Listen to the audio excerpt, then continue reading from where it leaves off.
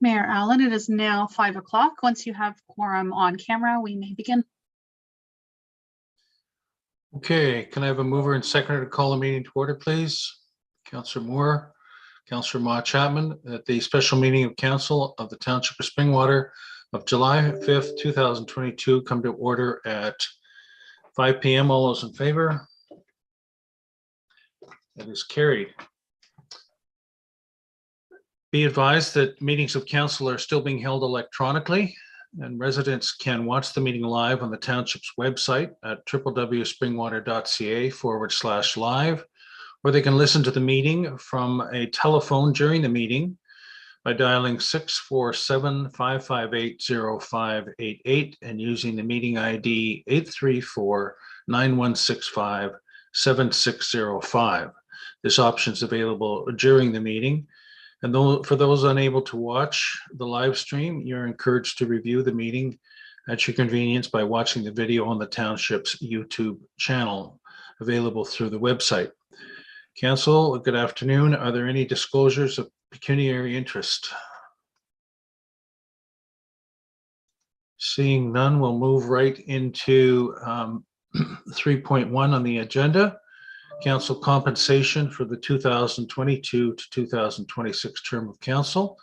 And I'll call upon Director Radigan to present a report. Thank you, Mayor Allen. I'm just going to share my screen and my presentation.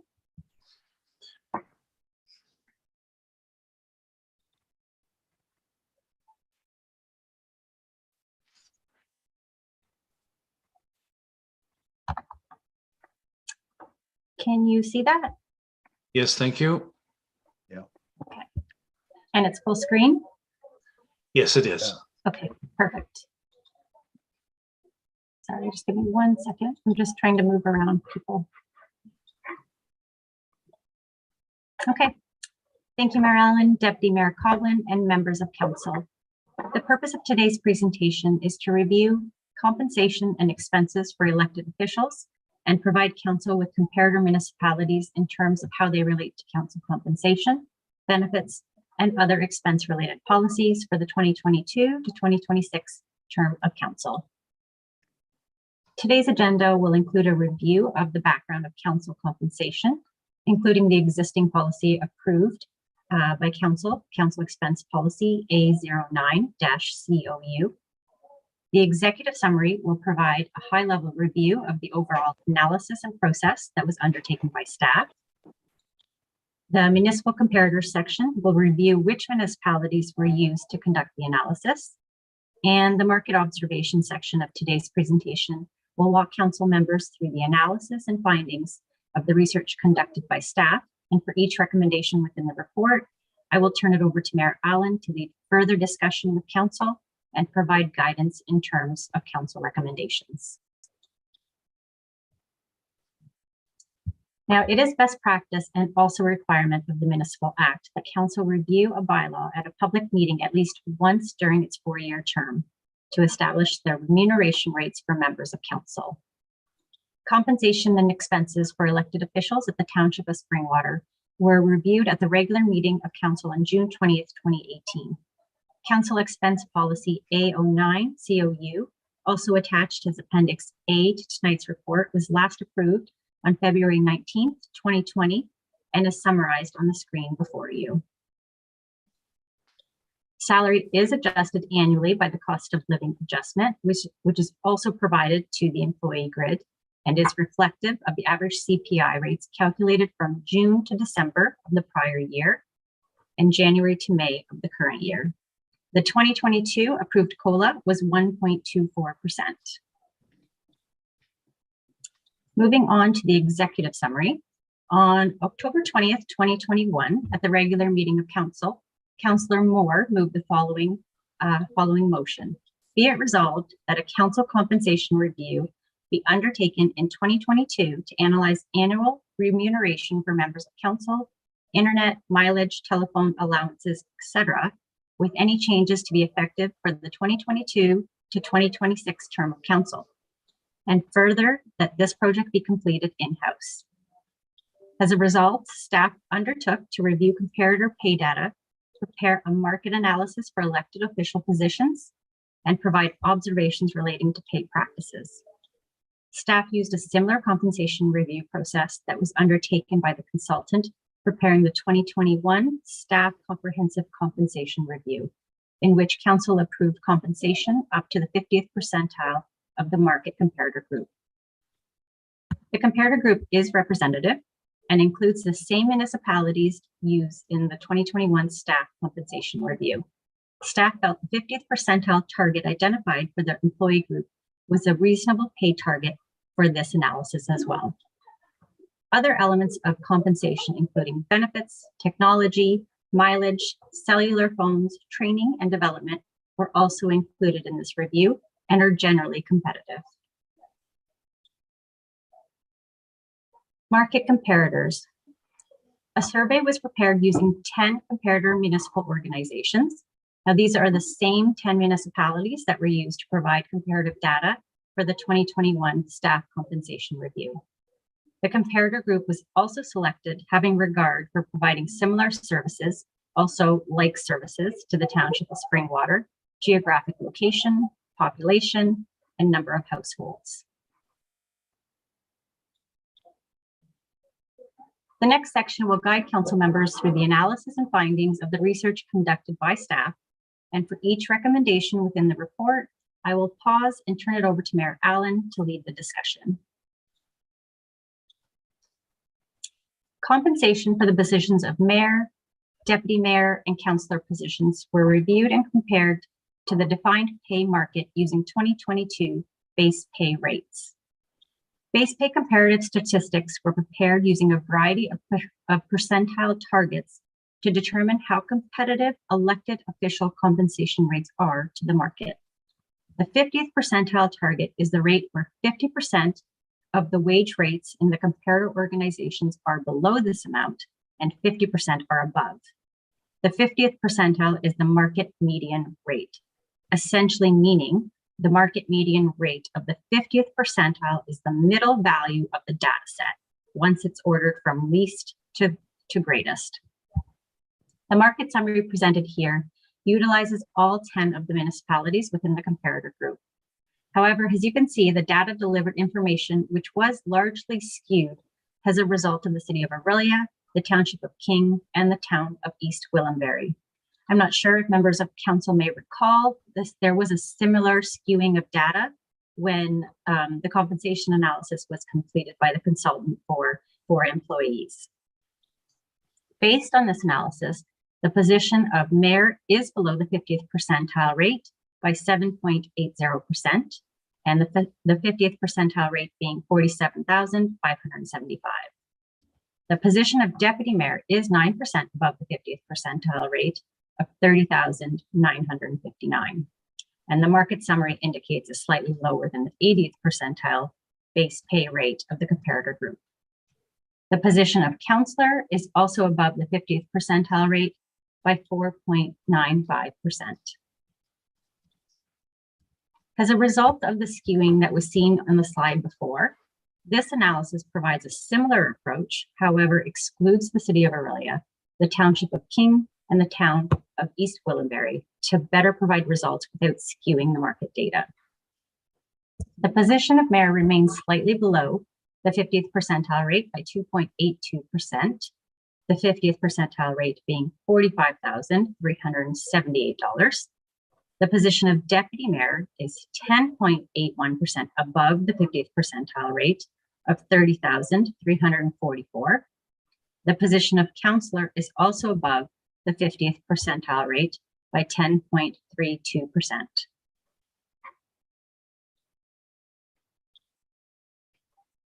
Recommendation 2 of the report requests that council provide direction with respect to base compensation for the 2022 to 2026 term of council. Option 1 would result in no changes to base pay compensation. Option 2 recommends a base pay compensation increase for the position of mayor equivalent to the 50th percentile. And option 3 provides council with the opportunity to provide base pay compensation amounts. I will now pause and turn my presentation over to Mayor Allen for further discussion and questions. Thank you, Director Radigan. Can I have a mover and seconder to get this on the floor, please? Councillor Ma Chapman and Councillor Moore. Questions, discussion? Councillor Hannah?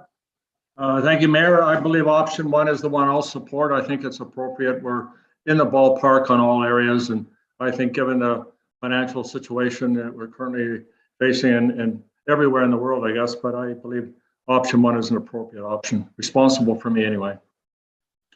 Councillor Moore?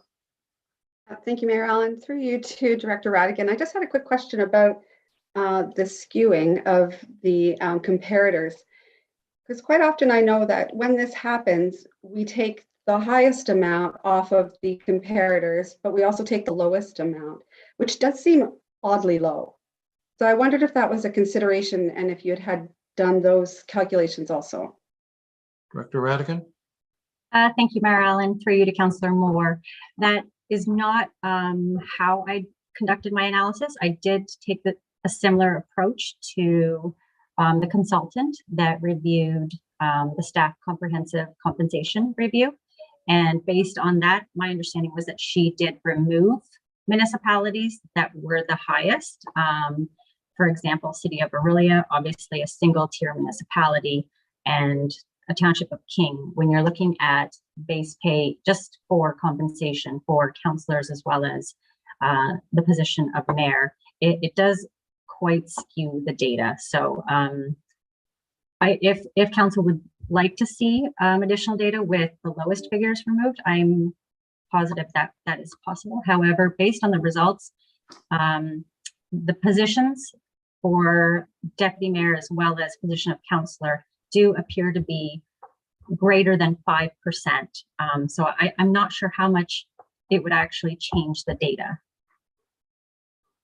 Councillor Ma Chapman? Thank you, Mayor Allen. I do like option 2 and option 3, and I was thinking option 3, which to also include option 2 for the mayor to increase them up to 50%.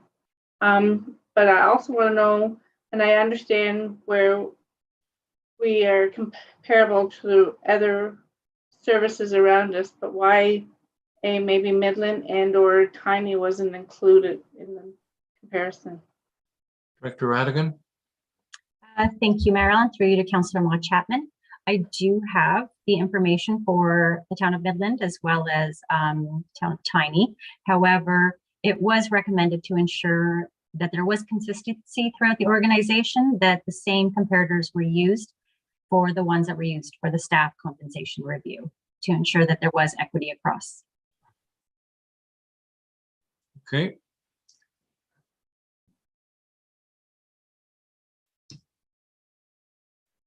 Deputy Mayor Coughlin? Thank you, Marilyn. Just a question about per diem. And in the comparatives that you were looking at, were per diems used in most other municipalities for pay structure, or was it just a flat salary base? Director Radigan? Thank you, Marilyn. Through you to Deputy Mayor Coughlin. Not all of the municipalities responded in an accurate way in order for me to determine that. So I would say that there are some slight skewing as a result of per diems.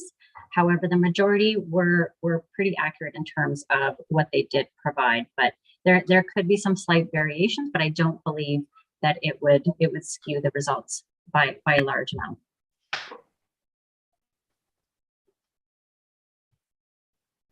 With a comment?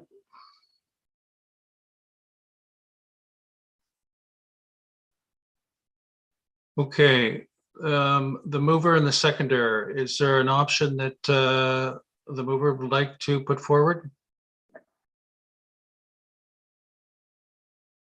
Councillor Ritchie? Option 1. And a seconder to that? Councillor Hannah?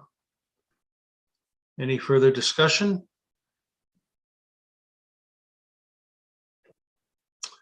Councillor Ma Chapman? Thank you. I still like option 3, even if it's a little bit, with adding option 2 for the mayor to be 50 percentile. Amend that.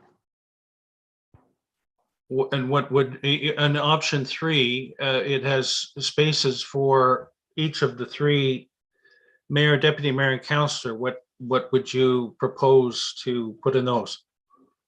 So with the staff compensation, through to you, Mayor, through the staff compensation, it looked like it was 4% for 2022 with COLA at 1.24 included. So I was trying to calculate it, even if, and I understand that the deputy mayor and councillors are already over the 50 percentile. And I was thinking even if we did 1 or 2% plus included the COLA that we already have for each, but the deputy mayor still be the 50 percentile as an option 2 recommends. That makes sense? So you're saying that the base for the deputy mayor and the councillors would be increased by what? Either 1 or 2%. Point of order, Mayor Allen. We have a motion on the floor, and I believe we could check with the clerk, but should we not be dealing with that first? We're discussing the motion on the floor, and but it's open to other councillors to consider proposing amendments, friendly amendments or amendments. So Clerk Ainsworth, do you have any comment with respect to that? Thank you. So from my understanding, moved by Councillor Ritchie and seconded by Councillor Hannah, that option 1 has been put forward as an amendment, but there's still opportunity for council to debate and discuss until the vote is taken, and the vote would be taken on option 1. If council would like to see option 1 move forward, they would vote in favor of that. If they would like to see a different option move forward, they would vote against that motion, and then if it is lost, then an additional option can be put on the table for consideration. Right. Councillor Moore? Thank you, Mayor Allen. If I could just back up a second to Deputy Mayor Coughlin's comment about the per diems. Is that a benefit that we can talk about after this, or is that actually part of our salary that we would be negotiating right now? I believe it's part of the compensation for those who do pay it. Director Radigan?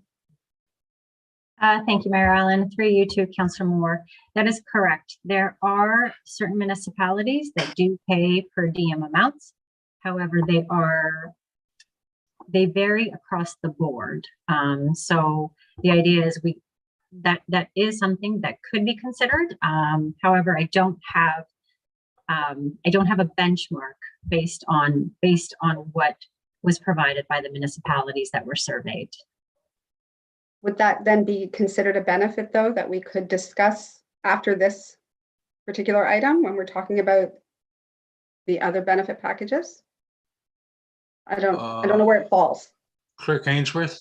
I would think it's within this compensation package. This year? It's not a benefit. Clerk Ainsworth? Thank you. So there could be multiple amendments that are placed for consideration for the main motion.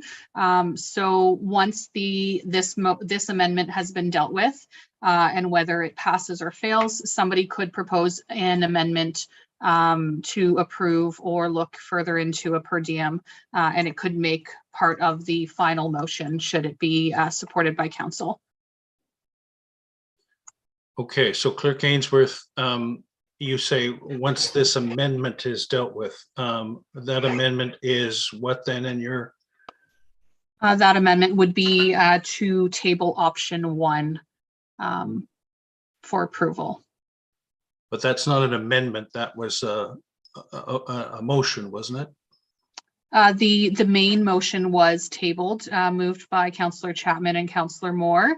So this would be an amendment to that main motion to select option 1 out of the 3 options. Okay. My comment and is that I think that with the deputy mayor and the councillors' salaries, compensations, base compensations being above the 50th percentile, 10% roughly, 10 point something percent, that it behooves council, and as you know, I don't have a vested interest in this going forward because I won't be running next term, but I think we should catch up the mayor's base salary to at least the 50th percentile. Otherwise, it just it becomes an inequitable difference between those percentiles. So I would say I would support option 2. I can't support option 1 because I think it's perpetuating an inequity. Who else had their card up? Deputy Mayor Coughlin. Thank you, Marilyn. And through you to Clerk Ainsworth. The second part of, so 3.1, there's a second recommendation. Are these being dealt with separately then? And sorry, just they are. Okay. She's nodding her head affirmatively. Councillor Moore. Thank you. Sorry to be uphill. So if I want to put a motion, so I'm confused a little bit, but I'm leaning toward option 2. So I want option 2, but I also want an amendment that we could have staff please report back with a per diem schedule. How do I do that, Clerk? Do I do that now or vote Clerk on Ainsworth? Thank you. Since there is an amendment on the table, it wouldn't be appropriate right now. Okay. For example, if you are in favor of option 2, option 1 is currently on the table, so you would be voting against that motion. When that motion has been disposed of, if it doesn't pass, then you could propose the amendment for option 2. Council would discuss and vote on option 2, and then it would be appropriate for an amendment to come forward for the third portion of that, just so that it wouldn't muddy the amendments. They should all be considered separately. Oh, thanks.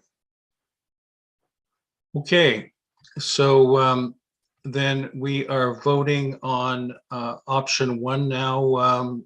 Clerk Ainsworth? Yes, correct. So the motion as it reads is that council provide direction with respect to the base compensation for members of council, mayor, and deputy mayor positions within the township of Springwater. Option 1, that no changes be made to council base compensation for the 2022 to 2026 term of council. All those in favor? Recorded vote, please. Clerk Ainsworth?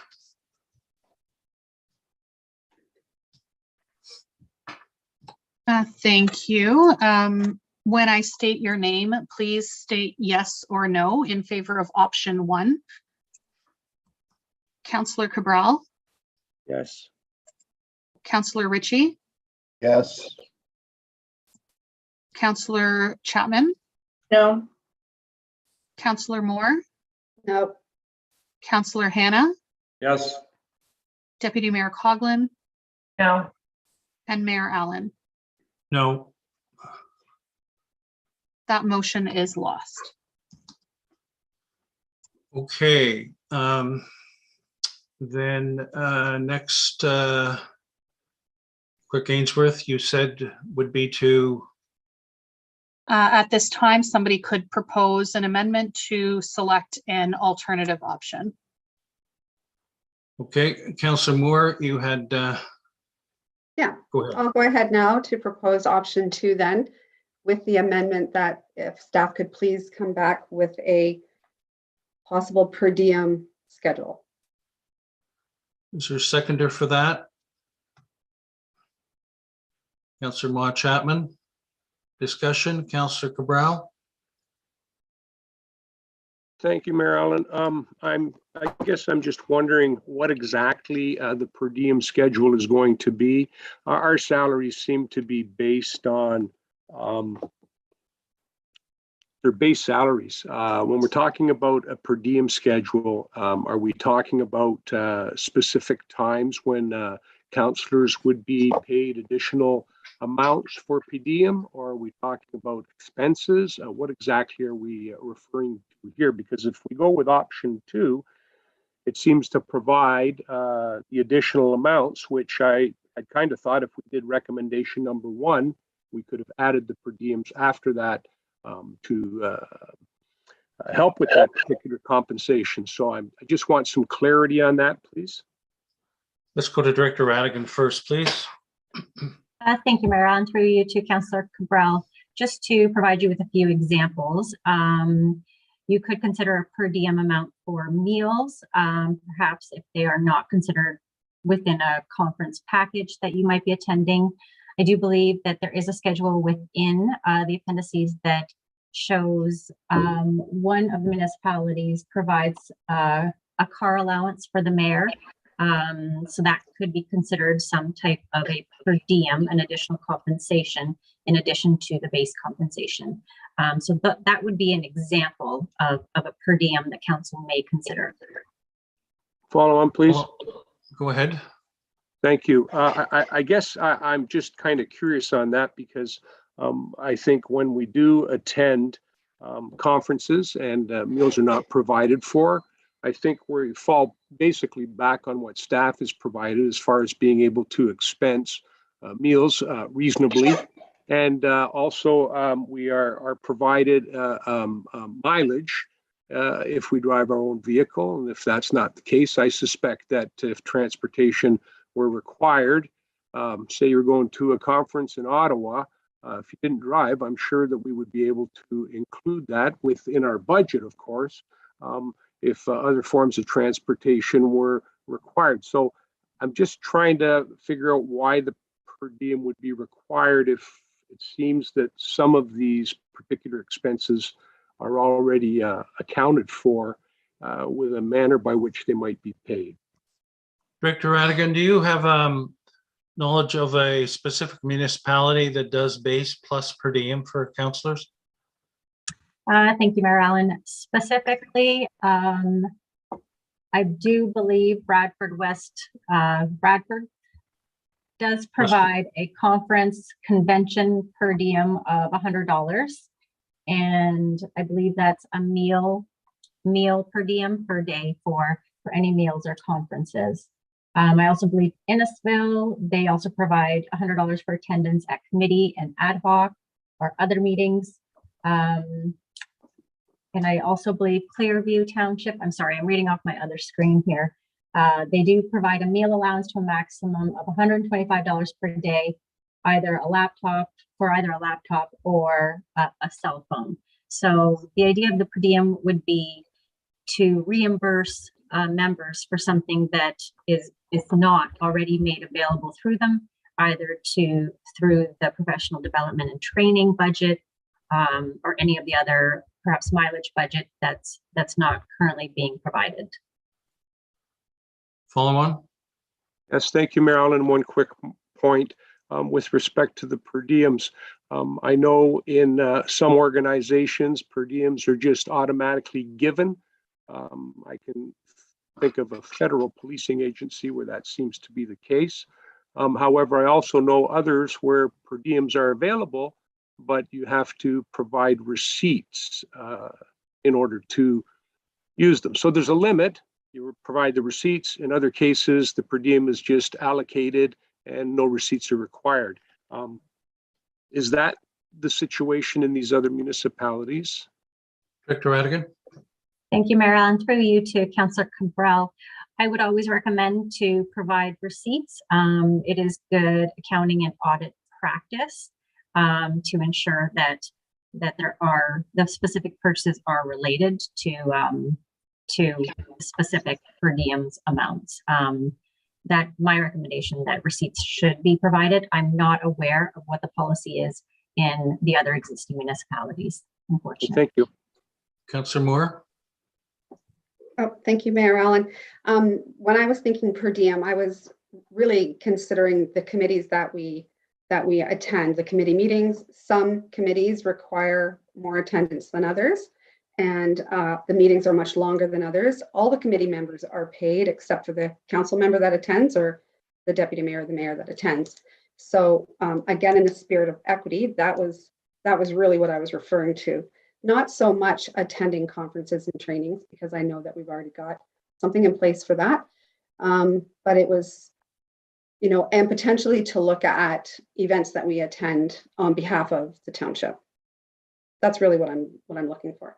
Okay, Clerk Ainsworth, can you suggest wording then for option 2 adjusted for looking into per diem possibilities, please? Deputy Mayor Coughlin. Thank you, Marilyn. And further to Councillor Moore's comment, I would support the amendment for per diems specific to only committees or ad hoc committees. As far as any more expenses for travel or that, I'm not interested in. I think that we have sufficient policies for that already, but I do think that, you know, over the last terms, there's been some members of council who sit on 11 committees and others who sit on 1 or 2. So I think that having something, you know, if we have someone who's always out and being at things and representing the municipality in that way, very active, I think that there could be an opportunity to provide for that. But aside from that, I just wouldn't want to see staff diving into per diems across the board. I would like to see it specific to committee. Okay, Councillor Cabral. Thank you, Mayor Allen.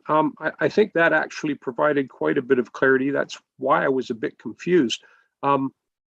Is there not a mechanism in place by which the per diems for committees is established? Seeing as that's not really, I guess, what Councillor Moore was seeking in respect of council remuneration. It seems, and correct if I'm wrong, please, Councillor Moore, that it was more in keeping with the per diems for the committee members. And I'm just wondering whether that's a different conversation and that takes place at a different time, or is there a different mechanism to establish those rates? I believe Councillor Moore, and she can speak for herself to affirm or reaffirm, but I think she was talking about councillor involvement in committees with respect to per diems. Councillor Moore? Yeah, that's correct. Okay, Clerk Ainsworth. Thank you, Mayor Allen. Through yourself, I just wanted to clarify. So the council committee members remuneration, so members who aren't sitting on council do get $40 for advisory committees. Any quasi-judicial committees, which we don't have members of council sitting on, such as Committee of Adjustment, is $80. The terms of reference for those committees specifically states the remuneration and states that council does not receive the remuneration, but it would be appropriate should council want to add that to the council expense policy and then amend the terms of reference to the advisory committee, should that be the direction. But I have drafted a motion that the motion now before council be amended as follows, that option 2 be selected and that staff report back to council regarding potential per diems for committee meetings / township events, in addition to the council base compensation. Would you like any changes? Okay, Councillor Moore. You're muted. Yeah, I know. Sorry, thanks. I don't think it hurts if we're looking into it anyway to come up with options. And so mostly I'm looking at the committees because, you know, for instance, the library meets a lot more often than, you know, some of the others. So that's what I'm really looking for. And not really so much the township events, but Okay. if you want to add that, I'm free to vote for that also. So I don't think events. If we could scratch events, then please, Clerk Ainsworth. Fine. Is there a seconder for this motion? Councillor Cabral. All those in favor? Recorded vote, please, Mayor Allen. Go ahead, Clerk.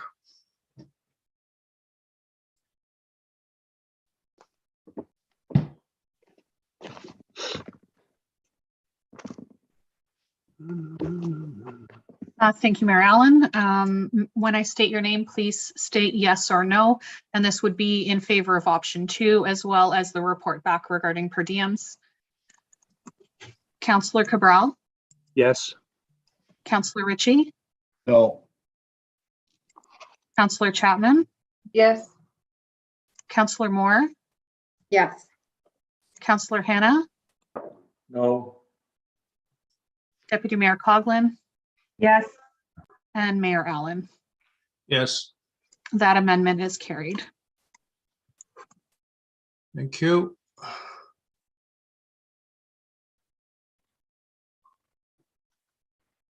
Okay, moving on to the benefits portion.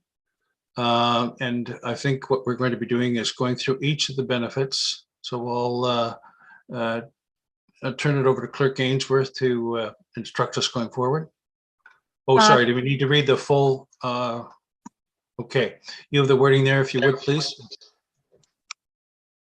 The motion would read that council will provide direction with respect to base compensation for members of council, mayor and deputy mayor positions within the township of Springwater, and that council approve a base compensation for the position of mayor equivalent to the 50th percentile, $45,378.70 for the 2026 to 2022 to 2026 term of council, and that the appropriate bylaw confirming council remuneration be presented for consideration at the August 3rd, 2022 regular meeting of council, and that staff report back to council regarding potential per diems for committee meetings in addition to the council base compensation. Okay, all those in favor? Those opposed? That is carried. Okay, back to Director Radigan with respect to walking through the benefits, please. Thank you, Mayor Allen. I will just share my screen again.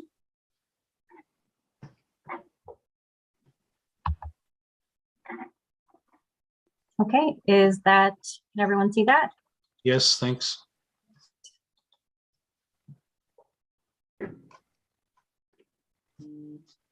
Okay, so we will be continuing on with market observations. The following section deals with recommendation 3. Staff are looking for direction with respect to the current expense policy and as it relates to the items listed before you. I will introduce and provide a brief explanation of each compensation or expense item, and then I will turn it over to Mayor Allen for further direction and discussion. Benefits, the healthcare spending account. At the meeting of February 20, 2020, Council directed staff to explore the implementation of a healthcare spending account for members of Council in lieu of an annual reimbursement. Honeybee, which is administered through Benecaid Health Benefit Solutions, was selected as the successful provider of a healthcare spending group benefit plan. The plan was implemented May 1st, 2020. Currently, Council may either enroll in the healthcare spending account or continue to receive up to a maximum of $3,000 for a private plan. The chart before you provides a cost summary of the different options available through Sun Life and compares it to that of the existing Honeybee policy. Of note, staff do continue to face ongoing challenges with the current administrator of the township's healthcare spending account, Honeybee. As a result, additional time and resources have been required to reconcile the account. Staff would recommend shifting to Sun Life and consider an annual reimbursement of either $2,500 or $3,000, which will have minimal impact to the township. I'll now turn it over to Mayor Allen for further discussion. Okay, can I have a mover and second to get this on the floor, please? Councillor Mott Chapman and Councillor Cabral. Discussion? Councillor Cabral. Thank you, Mayor Allen. I'm just trying to look at these figures here, and I see that when we're looking at based on 7 employees, it's $20,969 for an actual health spending account balance of $2,600. And the number above it looks a little bit less, but I notice also that the amount of healthcare spending is less. So I find that a bit questionable. And when we look at the $3,000 up top, there is the additional cost. I don't know how that actually works, but if there's $3,000 up top for Sun Life, and that's what's going to be available to us through Sun Life. My understanding is they charged a percentage back when we were first looking at this. Then I would think that if we're increasing it there to get a $3,000 benefit, that Honeybee amount could be the same amount as well. So I'm just finding it a bit hard to follow. But I will say that my experience thus far with Honeybee and fairly regular basis has been outstanding. It's easy to use. They look after the members promptly, at least for myself. So I'm quite happy to stay with Honeybee and keep moving forward. I don't know. My understanding was that basically there's funding made available in January of each year and administered by Honeybee. And if there's a balance left over, it moves over to the next year. I don't really know how much additional staff time would be required. Even if we were with Sun Life, I think probably the same amount of time would be required to reconcile each member there as well. So to be quite honest, I'm happy to stay with Honeybee. It's been a pleasant experience. I have been with Sun Life in the past and with Green Shield, and I can't say it was always problem-free. So those are just my thoughts. I would like to know, Mayor Allen, about the disparity in the amounts. Director Radigan? Thank you, Mayor Allen. Through you to Councillor Cabral. Those were quotes provided directly by Sun Life themselves. So unfortunately, the difference of why the costing, 100%, I'm not quite positive, but those were quotes provided directly by Sun Life themselves. Thank you. Follow on, Mayor Allen? Go ahead. Yeah, thank you. My understanding is that the overall amount made available, I think, back then was approximately $3,000. But I guess it ended up being about $2,600 that would be actually available for health care spending, let's say. So I just see that if for the $3,000 one, it ends up costing the township more money. So I don't see the advantage in it, I guess is what I'm saying. I mean, How has the administration been from a staff perspective, Director Radigan? Thank you, Mayor Allen. Unfortunately, our manager of people and talent is not currently available, but I do understand we have spent several hours trying to reach individuals and have them provide updates in terms of where the balances lie for members and spending limits. There have been several errors that we've experienced as well. I do see CAO Schmidt on the call, so I will turn it over to him for further comment. CAO Schmidt. Thank you, Mr. Mayor, and through you to members of council. So just to echo Director Radigan's comments, my understanding is, yes, there's been a lack of consistency with the providers at Honeybee. Every time our staff are in touch with Honeybee, it appears to be a new staff member that isn't very familiar with our program, if you will, or our plan. Staff are essentially indicating to them what the plan is. There has been, I know, not to put one member of council on the spot, but I know there has been a challenge with one member of council's account on a couple of occasions where rollover amounts were provided and were incorrect, and hence some corrections have had to be made, if you will, and not always a great conversation to be had, if you will, in trying to correct some of those mistakes.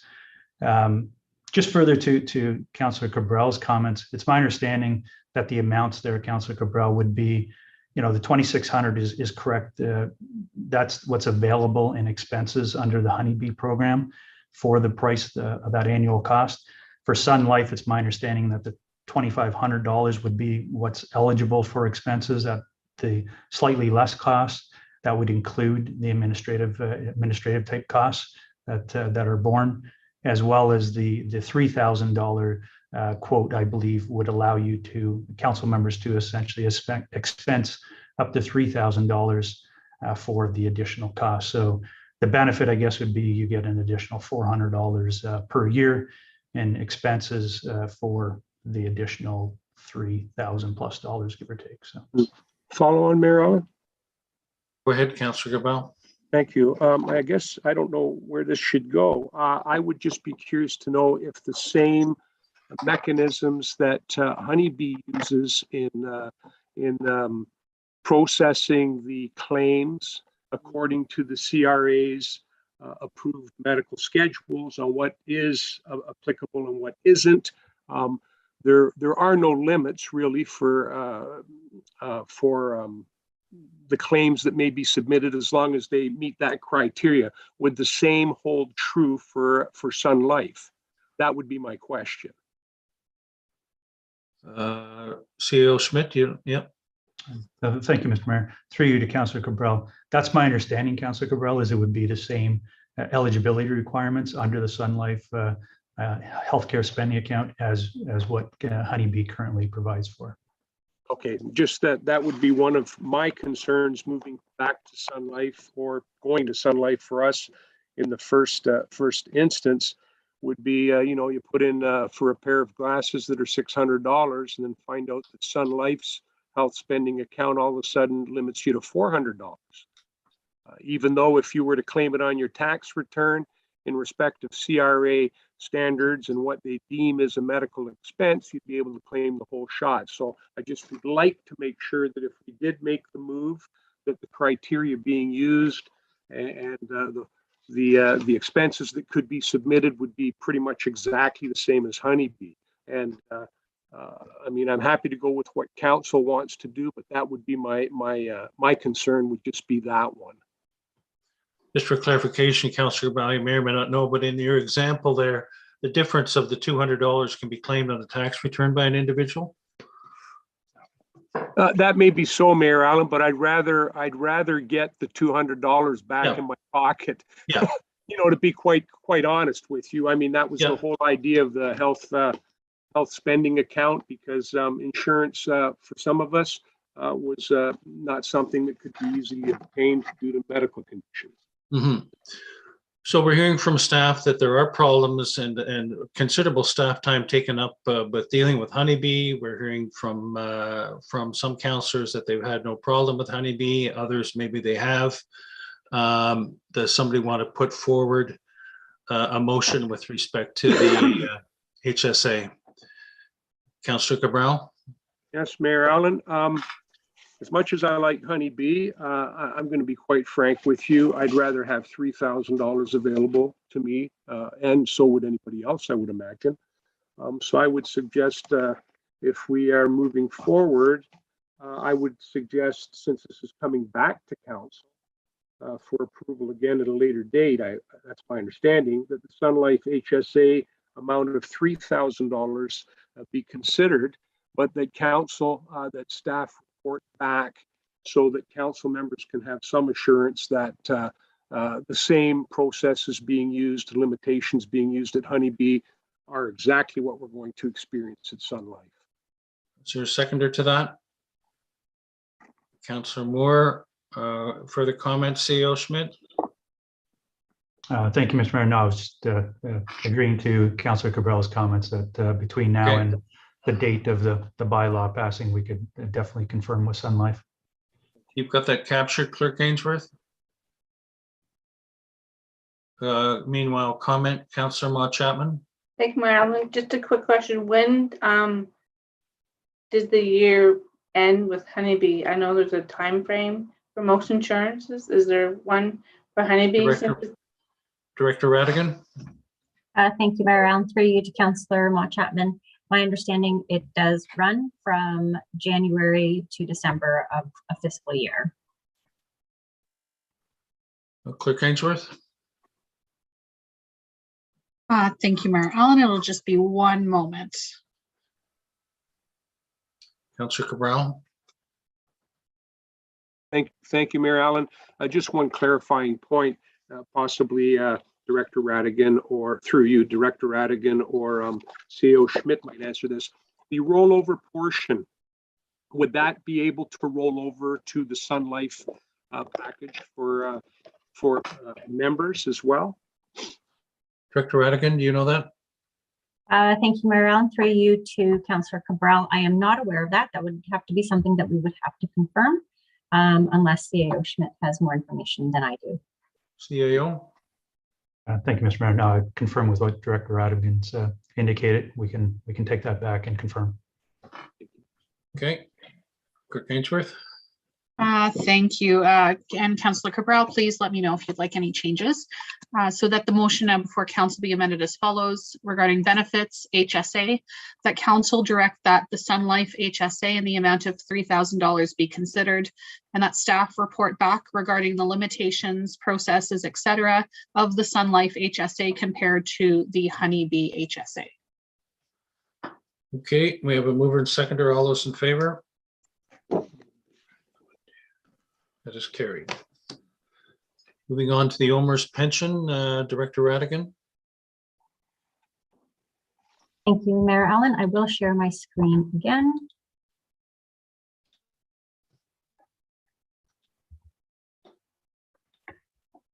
Okay, can everyone see my screen? Yes. Okay. Thank you, Mayor Allen. Through you to members of council. Township of Springwater participates in the Ontario Municipal Employees Retirement Pension Plan. Ohmers is one of the largest defined benefit pension plans in Canada. Employee and council contributions to the Ohmers Pension Plan are matched 100% by the township. Participation in Ohmers is mandatory in accordance with Township of Springwater Bylaw 2001-127. Based on the 10 comparators, 4 municipalities' elected officials have opted into the Ohmers plan, and the majority, 6 municipalities, have chosen to opt out. If council wishes to opt out of Ohmers, all future members of council will not be eligible to enroll. By opting out, there is a potential annual savings to the township of approximately $19,200, which would also translate into additional take-home income for elected officials, as a deduction would no longer be required. So additional compensation would result in approximately $2,500 to $4,000 per member annually. Additionally, council may choose to opt out of Ohmers and implement a payment in lieu option. There are currently no municipalities within the comparator group that provide this option. This option would offer members of council a payment in lieu of contributing to Ohmers. Currently, Ohmers contributions are equivalent to 9% of an individual's yearly maximum pensionable earnings. This option would remain neutral to the township as contributions are budgeted to be matched 100%. This option would also increase council's compensation by approximately $2,500 to $4,000 per year, dependent on their annual yearly maximum pensionable earnings. I will once again turn it over to Mayor Allen for further discussion. Okay, mover and seconder to get this on the floor. Councillor Moore, Councillor Ma Chapman. Discussion, question? Councillor Hannah? Thank you, Mayor. The Ohmers contribution has sort of taken a life of its own since I brought forward a previous motion that the majority of council supported, because I pointed out that not all members of council will be treating equally. So I would hope that going forward in the next term of council that is clearly identified and that risk of that is eliminated. And I've also come to my attention that another member of council who was not part of the contribution package that the rest of council received has not received compensation or been approved to receive compensation equal to the rest of council. And when the majority of council supported the motion that I brought forward, it was clear in my mind that it was for all of council that was being discriminated against, and the majority of council that supported removing that condition, I believe, were under the same impression. So I'm just suggesting that whatever you do here tonight, that this has to be retroactive. So anybody who is not currently being compensated and receiving the same contributions of the rest of the council that's being discriminated against, that it's retroactive to eliminate that. Councillor Cabral? Thank you, Mayor Allen. I just have to say thank you to Councillor Hannah. I may not have come right out and said it, but I'm the individual that he is referencing. I was of the opinion and mind that I was included in that motion. Since that time, there's been some wordplay, and it appears that all of a sudden that's not the case. I noticed in this package that there's a new piece in there that I've never seen before when we did the last one, with respect to a head of counselor who is already in receipt of an Ohmers pension when they become the head of council or counselor. If they keep it, basically they're suggesting that individual has just decided not to be in the plan.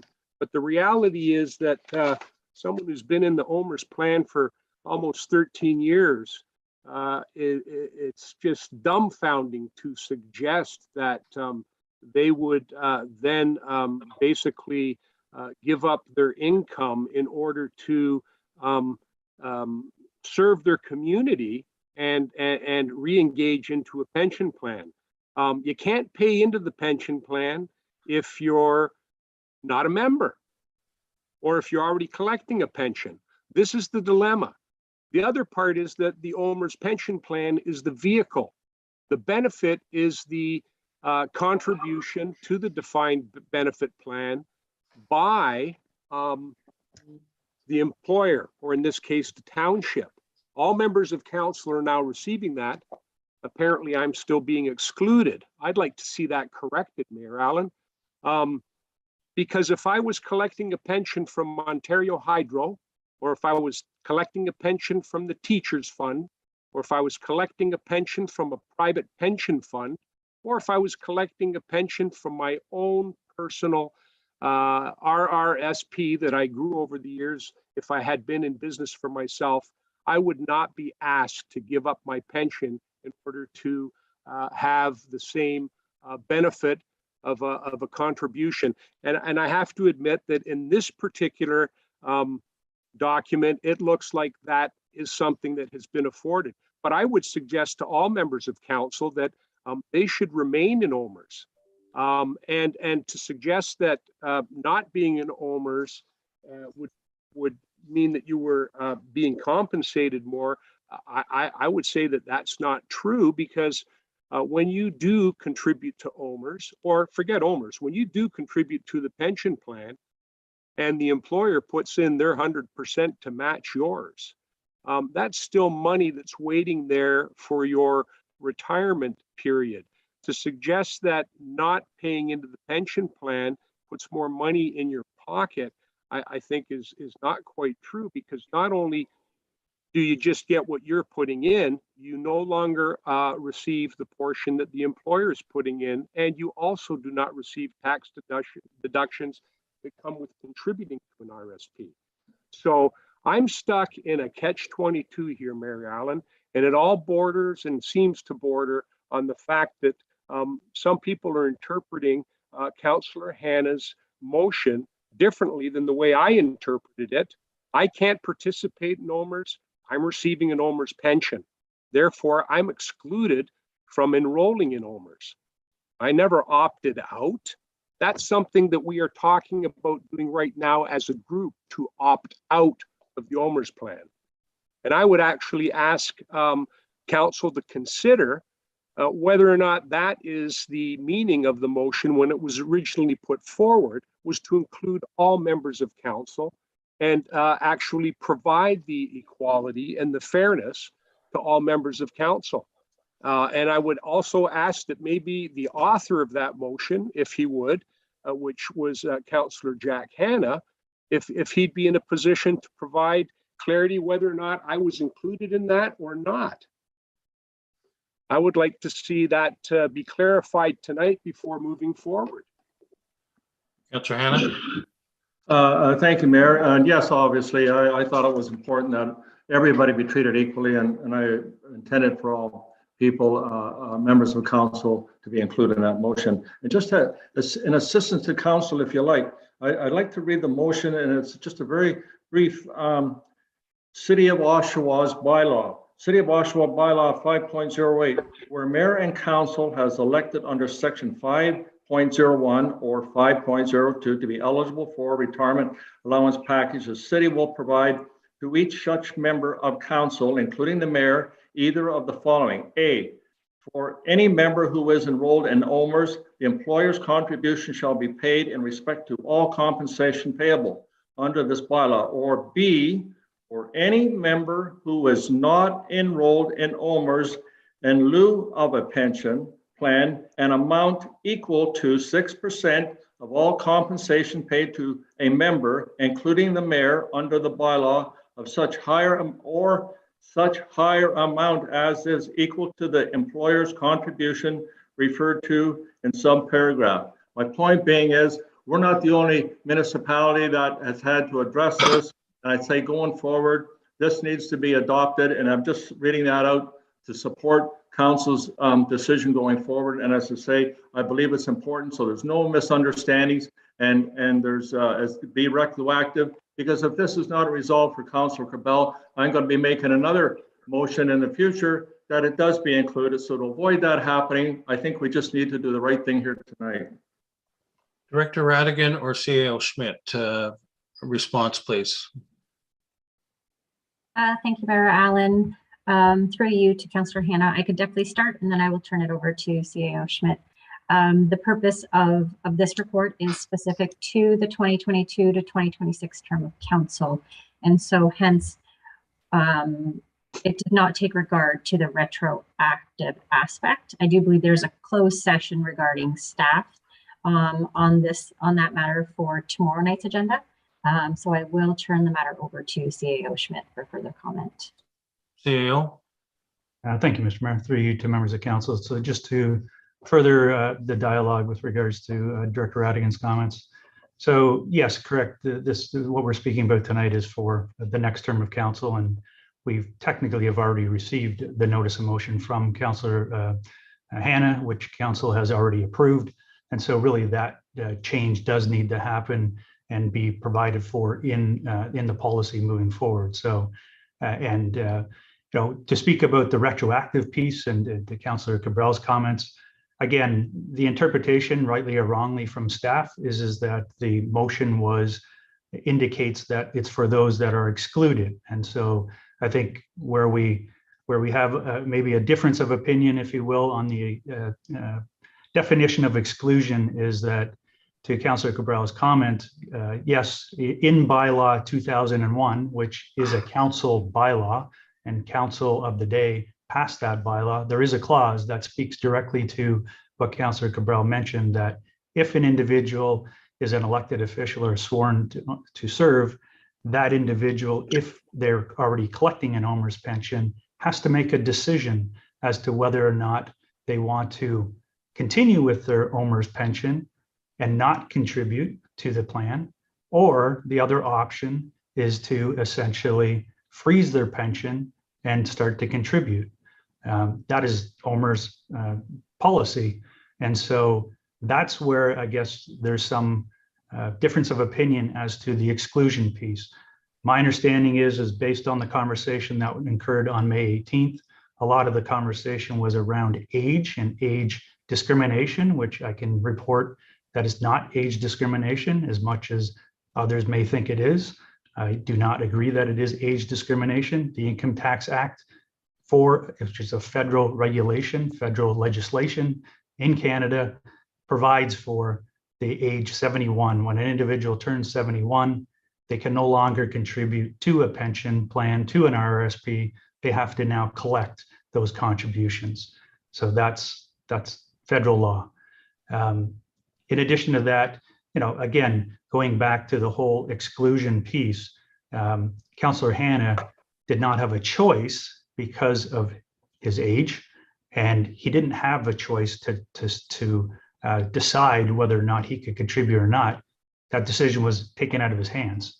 It's my understanding for Councillor Cabral, that decision was in his hands, and he made the decision that he made. So that's where I feel that there's the interpretation piece, the exclusion piece. Rightly or wrongly, at the end of the day, it's council's decision. It's your policy. staff will take any direction that you wish. We just would like to see some clarity from council as to which direction you'd like to go. And if it is the route that Councillor Cabral and Councillor Hanna wish, so be it. I just wish that we would have some maybe clarity so that staff moving forward are of the understanding that this is to be inclusive of what we're talking about tonight. So I'll leave it at that, Mr. Mayor. Okay, I see the cards up, but we are talking about the 2022 to 2026 dealing of Ohmers. So I realize that. All due respect, Marilyn, I think this plays right into Ohmers. It plays right into an option. I think it should be resolved now. I've lost sleep over it. I've made calls to Ohmers, and they have no definition for opting out except what council as a whole is doing when someone is into the pension plan and collectively wants to leave. And if it's a difference of interpretation, that may be. But the bottom line is, if I had any other pension plan, we wouldn't be having this conversation. The other side of the coin is there's no obligation for any municipality to sign on with Ohmers. It's a choice township made. They chose to go with Ohmers. Yeah. Okay, that's the vehicle they're using. The benefit is the contribution made on behalf of a council member to a defined pension plan. Yeah. Okay, let's hear from Councillor Moore. Thank you, Mayor Allen. My views on this topic are fairly simple. It's equal pay for equal work. And because we're talking about benefits, the pension is a benefit. And if I work part-time, I can contribute. If I don't want to contribute to the pension, I get paid in lieu of, like any other benefit. And that's how I see it, regardless of Ohmers policy. This is a council policy or a township policy, but it should be equal pay for equal work. Every council member on here does the same job.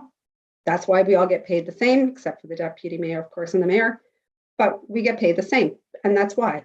So my opinion is that we, if it's retroactive pay to make this right, that's what we have to do. That's what we're doing in Councillor Hanna's case and what we're going to speak about tomorrow night. And so I think that it's a benefit. We treat it like a benefit. You paid out in lieu of. Thanks. Councillor Hanna. Thank you, Mayor. And I do have to clarify that your comments, C.O. Schmidt, through the chair to you, sir, your comments are correct when you say it's Ohmers policy, Revenue Canada's policy, that being excluded from Ohmers is not discrimination. But that's not what the argument was that I made when I made my motion, and that's not the argument that we should be making here tonight. The discrimination comes when township policy eliminates or prevents every member of council from being treated equally. So when we talk about the policies that exist with Ohmers, Revenue Canada, that's not part of the argument in my mind. The argument is that, as Councillor Moore pointed out, some members of council receive benefits that others don't. That's discrimination. And we as a council, we're above this. We just need to resolve it and do the right thing. And that's what I'm trying to do here tonight. Okay, who else hasn't made comment? Who wants to comment? Councillor Ritchie.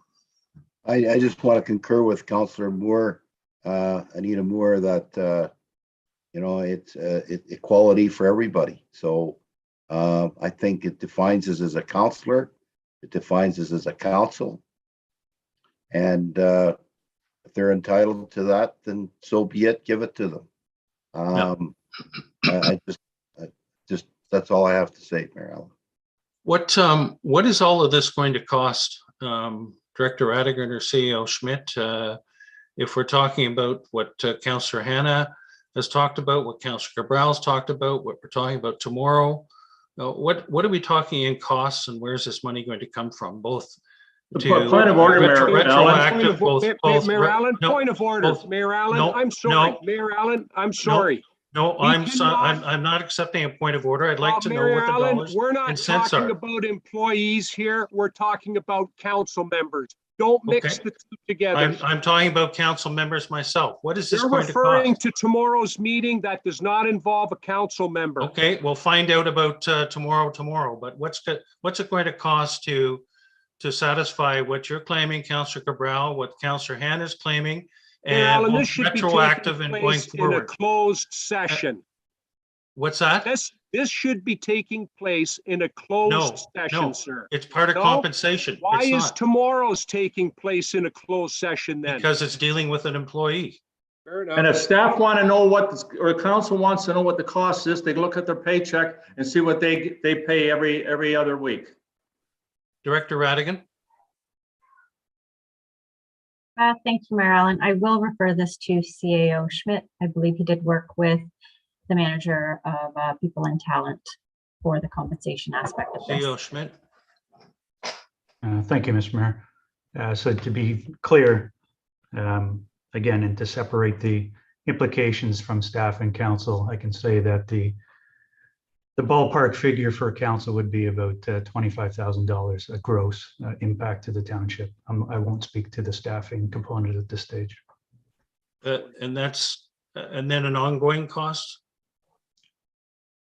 There will be an ongoing cost as the notice of motion indicated, and I believe that's depending on each member of council, it's approximately $100 per pay, I believe it is. Okay, Councillor Ma Chapman? Thank you, Mayor Allen. I'm just going back to next term of council. So if my understanding is if we opt out, it's all members of council, or it can't be just one or two, right? It's either all or nothing. Clarify that, please, Director Radigan. How's the opt-out work if we were to opt out of Ohmers? I'll swing it to CEO Schmidt. He's got his hand up. Thank you, Mr. Mayor. Some members may recall back in 2018, this discussion happened around this table. It's my understanding that based on, again, Ohmers protocol, that only active members in Ohmers could actually vote. So, and even further clarification, those individuals that are currently collecting an Ohmers pension would not be able to vote. So my understanding, it would only be 5 members of council that could vote if they wish to consider opting out of Ohmers. In order to opt out, all 5 of those members would have to be in agreement. It's not a majority rules, it's unanimous in order for the opt-out to work. Councillor Hanna? Thank you. And just for clarification through you, Chair, to CEO Schmidt, you said it's going to cost $25,000. Is that going forward? Because if you're suggesting that it was $25,000 that I received to bring me up to the same as rest of the council, that's far from being accurate. CEO Schmidt? Thank you, Mr. Mayor. Just to clarify through you to Councillor Hanna, the $25,000 was retroactive for all current members of council, including yourself and others that would be eligible. Moving forward, again, there would be an ongoing expense of roughly $100, per pay per councillor. And that's the same as what the rest of the councilors get right now, correct? That's correct. Correct. Councillor Cabral? Thank you, Mayor Allen. I'll try and control myself. I apologize if I was getting heated. I do want to differentiate between elected officials and employees. I just wanted to make a comment. That's roughly 3.5 years, $25K for 2 members of council. This is $25,000 that was kept from 2 members of council, and other members of council were benefited in that amount. Let's keep that in mind.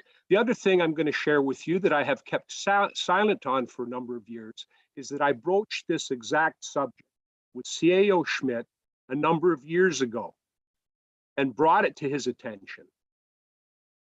The response I got from him, I just kept to myself and I zipped my mouth shut. Now it's come out, and unfortunately it's in a giant public forum.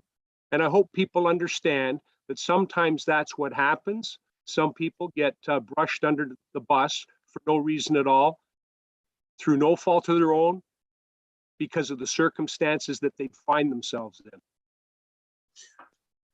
Council CAO Schmidt. Thank you, Mr. Mayor. Through you to Councillor Cabral. Councillor Cabral, I don't recall having that conversation with you. And so by all means, if you could provide further justification or further evidence of that conversation, I don't recall having that conversation with you. At the end of the day, this is a council policy, and the policy has been in place since 2001.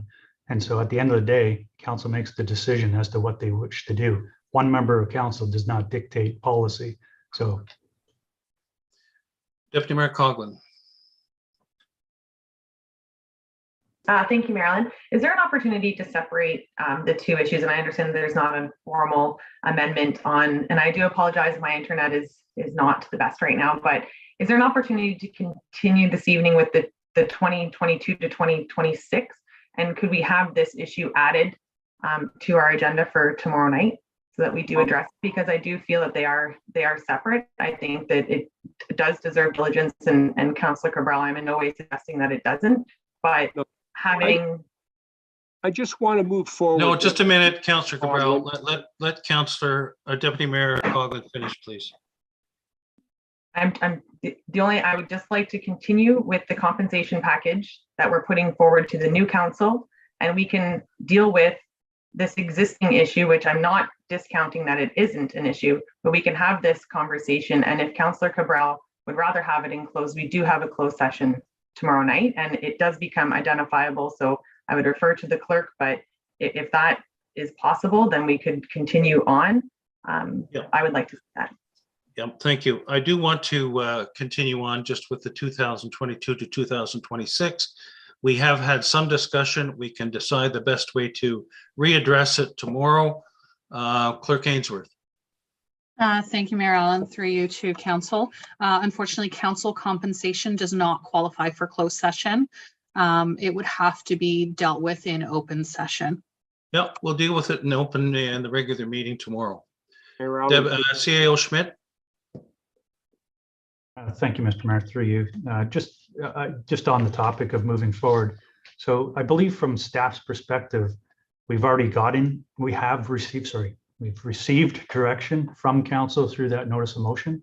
So really, I think the conversation is really about, does council want to continue with the status quo, which includes that change from the notice of motion that was approved, or do you want to see something else as it relates to this piece on Ohmers? Again, the directions being provided, I think we've heard tonight about the clarity piece, and I think we need to come back with some adjustments to the policy to ensure that that includes that, so there is no confusion.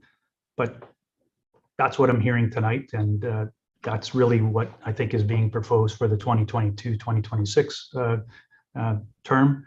As it relates to what's currently happening, I think, again, we've somewhat received some direction there.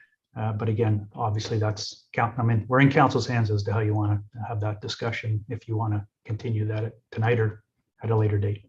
I think for 22, 20 to 26, we should consider opting out of Ohmers entirely, just to do away with these problems. It will result in some extra pay because of the deductions not happening off council's remuneration. I don't agree with getting in lieu pay. I mean, you're not part of a pension plan in that scenario, so you shouldn't be receiving pay in lieu pay when the pension doesn't exist anymore. I think it would just clean up a lot of things, and compensation can be adjusted accordingly in other ways. Councillor Cabral. Mayor Allen, I just wanted to comment that I would disagree. I think council members should stay in Ohmers. I think what Councillor Hanna mentioned, the Oshawa policy would provide that option for situations involving people such as myself, the opportunity to invest in their own RRSP if they weren't able to participate in Ohmers. That's the problem that we have here. I would say if the council should stay in Ohmers. I think it benefits the members of council. It encourages them to seek re-election, to be quite honest with you. However, it it is discriminatory in its current form, and the Oshawa example that Councillor Hannah brought forward remedies that situation. So I would suggest an amendment that if we do stay in Ohmers, that option that Oshawa had in, where you either were in the pension plan for Ohmers, but if you didn't want to join the pension plan in Ohmers, then you were given the same component piece or defined benefit contribution that you would have received had you were in Ohmers, but you can put it into your own RRSP. That's Well, what happens in that scenario, Councillor, once you are at the end of your 71st year? At the end of your 71st year, you might not be able to continue to put money into Ohmers, but if you were on council, you could still get that component and put it into an annuity, put it into a tax-free savings account. You definitely couldn't continue to put it into Ohmers because we know that. So that's the other options. What after you can't receive, you can't make any pension contributions at the end of your 71st year, why should the taxpayer pay an employer benefit to a councillor for something he's not able to continue to contribute in because of the laws of the land? Well, Mayor Allen, I think you're going to have to ask yourself that question. I gave you my response. What it boils down to is equality and fairness for all members on council. We could have someone on council who's 90 years old. Does that make him any less worthy because Ohmers wants you to start taking your money out of your pension plan? So if you think about it, sir, when you turn 71, you're going to start taking money out of your pension plan and not putting in. Yep. Wouldn't it be the same thing? Everyone else is putting in, and you can take it out and put it into an investment vehicle for for your own pension. That's just my thoughts, Mayor Allen. That's why Canada Revenue Agency establishes an age limit where you can no longer contribute to pensions. You're just getting too old. You have to start to draw it down. Councillor Hannah. Mayor Allen, your comments are just, sorry, sir, they're wrong. You're talking about pension. We're talking about township policy. Township policy is giving some members of council a benefit that they don't give to others. That's discrimination. If they didn't give anything to any of council, then it would be fine. But when you give something to some group of people, you have to treat everybody equally or it's discrimination. And that's the whole topic that we're having here tonight. And that's currently what's happening to Councillor Cabell. Okay. All right, then we can continue this. So no, do I have any councillors who want to make any changes to Ohmers at this point for the 2022 to 2026? Otherwise, Councillor Moore. Thank you, Mayor Allen. I'd like to go back then to CAO Schmidt to ask him about the above resolution noted on page 11. So are we voting? Sorry? Sorry, you didn't hear me. On page 11, where it says, as a result of the above resolution that was voted on previously, council may choose to opt out of Ohmers and implement a payment in lieu option. I want to know if this is what the CAO is recommending, or are we voting on this evening, receiving it? What are we doing CAO? with this? Sorry, Ms. Mayor, sorry, I was just trying to get to that section of the report. I'm not necessarily recommending anything, Councillor Moore. At the end of the day, and again, to clarify, I know there's been conversation about township policy. It's a council policy. It's a bylaw. Council previously put this bylaw in place. So it is a council policy. At the end of the day, it's up to council what you want to do.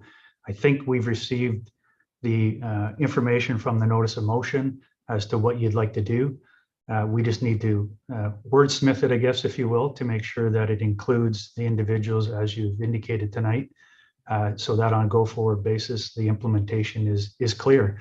If I'm not here, if other members of staff aren't here, it's clear. For I like what this says.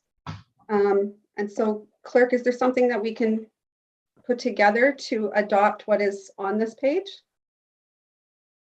Clerk Ainsworth? Thank you. So yes, if somebody would like to propose an amendment to opt out of Ohmers and implement a payment in lieu option, this would be the time. Same if council would like to keep the status quo, Ohmers opted in, and the pieces involved in Councillor Hannah's notice of motion from the other meeting, then that would be remain status quo and no changes would be needed. So it really depends on whether a member of council would like to see a change, and this would be the time to propose the amendment. Has anybody not spoken that would like to speak on this? Go ahead. Councillor, okay, and then I see Councillor Cabral, go ahead. Thank you, Mayor Allen. I would like to propose this particular section as a result of council may choose to opt out of Ohmers to implement a payment in lieu option. I think that provides everyone on council the opportunity to invest in an RRSP and have a contribution made on their behalf to put in there. That way you don't have to worry about Ohmers. Of course, that's something that I guess the members of council who are currently involved in Ohmers would have to vote on. I would not be able to vote on it, obviously. Do we have to? Just Sorry. a second, please. Yeah. Clerk Ainsworth. Thank you. So just to explain, it would be a two-part process. This amendment would direct that staff bring forward a bylaw to the August 3rd meeting to approve the opting out of Ohmers. And at that point, it's the bylaw that needs to be voted on in accordance with the legislation that restricts or provides for that direction. So at this evening's amendment wouldn't be the final say, which wouldn't restrict members of council. It's the bylaw itself that would require only the 5 participating members to vote. Councillor Moore. Thank you. What it says to me is that council may choose to opt out. So I don't want it to read that we are opting out. I want it to say that we have the option to choose. And I'm not sure, do we need to also add something about age in there, or is that somewhat redundant at this point? But I would second that if Councillor Cabral wants to put that on the table. Who can answer the question? I mean, once you reach 71 and the end of that year, the Ohmers says you can no longer contribute. So that's a rule that they have going by the Income Tax Act. Okay. Deputy So it Mayor doesn't need to be Coughlin. added. Thank you, Marilyn. And through you to Clerk Ainsworth, in the motion that you've read, are you speaking of council as a whole or individual members of council? Because I think that there is some discrepancy there.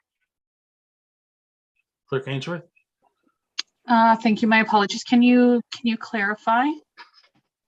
Thank you. Go ahead. In listening to the example brought forward from Oshawa and Councillor Cabral speaking to council as a whole remaining with Ohmers, however, individual members having the ability to opt out. Is that what we're speaking of? Or are we speaking of bringing forward a vote to this current council where 5 members would vote and council as a whole would be removed from Ohmers? Let me go to C.L. Schmidt, please. Thank you, Mr. Mayor. Sorry, just to clarify, with Ohmers, council members do not have an option to opt out. So based on the bylaw from 2001, all members of council that are eligible have to enroll in Ohmers. That's based on the council bylaw. For individuals that are not eligible, obviously, or are collecting an Ohmers pension, those individuals have a choice, as I mentioned earlier, to either continue to collect their pension, not contribute, and so they would not be a member of this part of Ohmers, or they could freeze their pension and then contribute, and then they could be part of that conversation. But individual members of council do not have the opportunity to opt out, similar to employees. It's mandatory. We do not have the option to opt out except for that provision with regards to collecting a pension. Follow on. And thank you.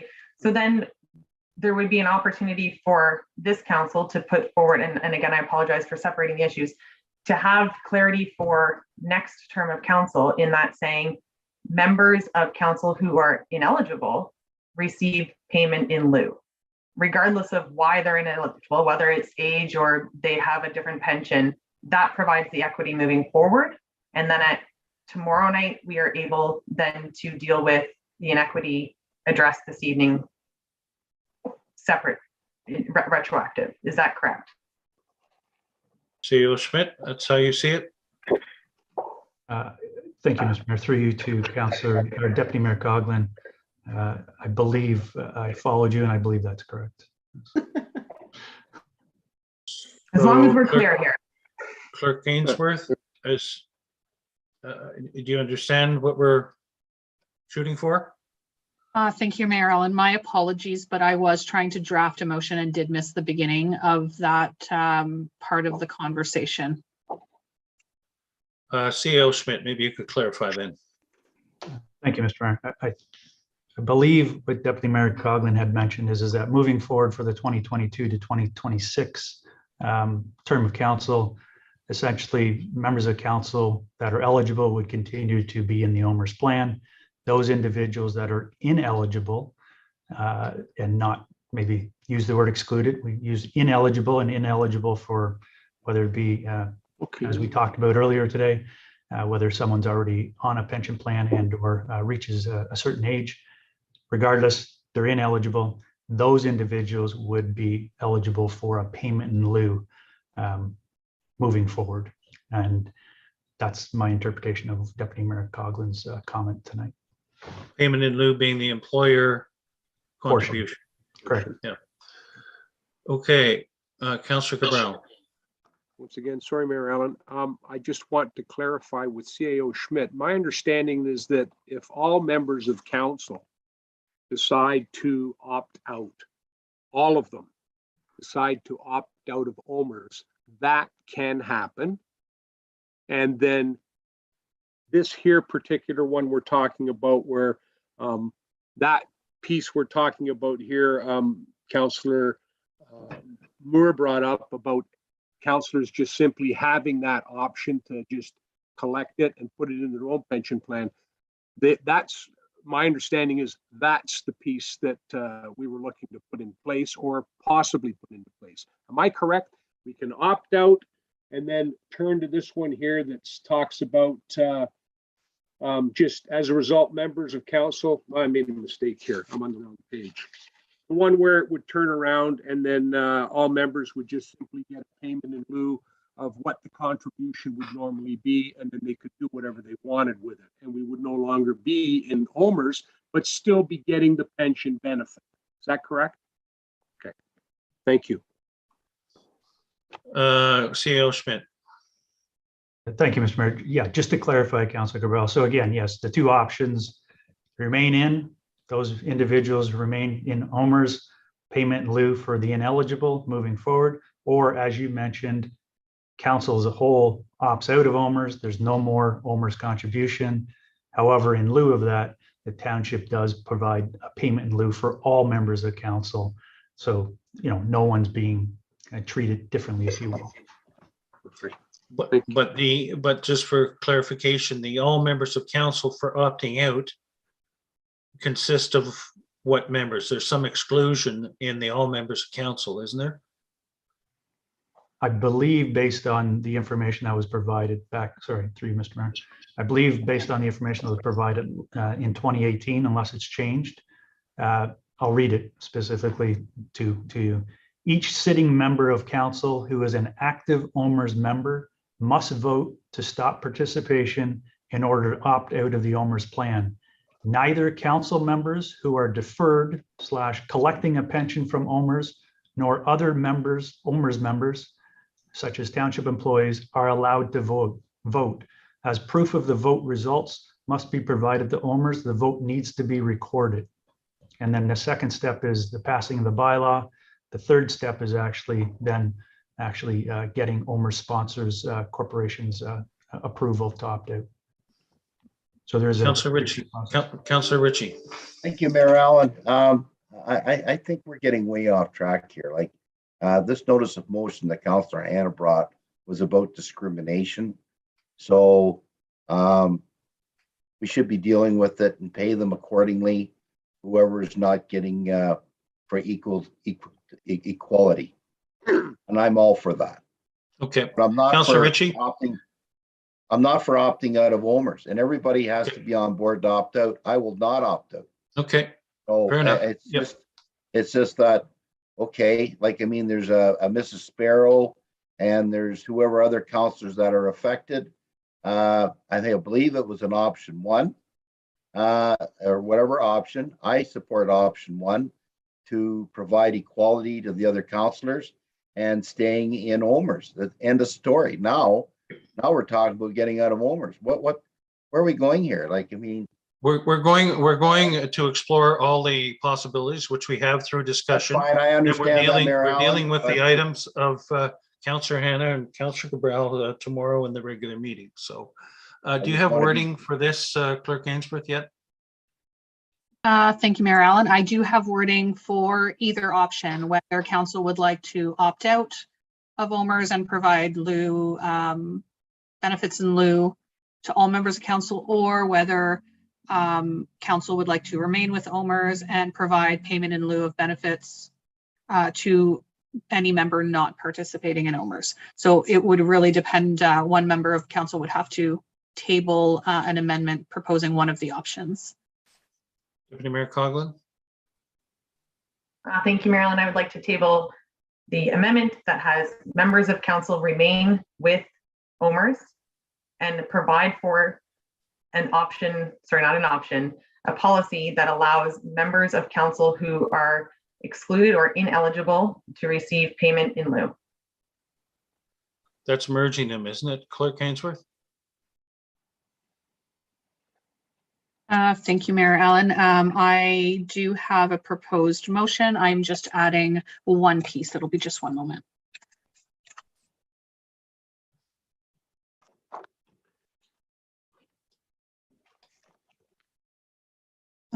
Thank you. The motion would read that the motion now before council be amended as follows. Regarding pension Ohmers, that payment in lieu of pension benefits equal to the employer portion for any member not participating in Ohmers for any reason be provided and included in the council expense policy.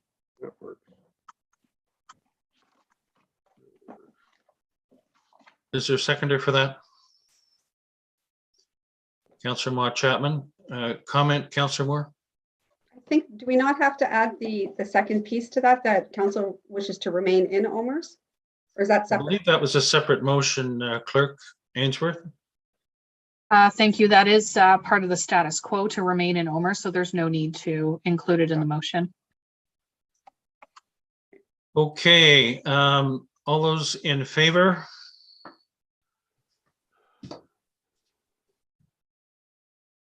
And those opposed? That is carried. Okay, moving on then to internet reimbursement. Director Radigan. Thank you, Mayor Allen. I will once again share my screen. I don't know who's watching this. Your mic is on, Councillor Cabral. Sorry, Mayor Allen.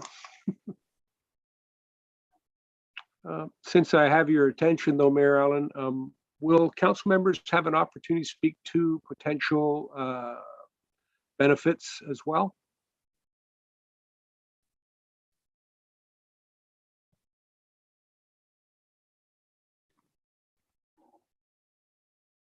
You mean that aren't listed here? Yes, correct. New ones that aren't listed, potentially. Clerk Ainsworth?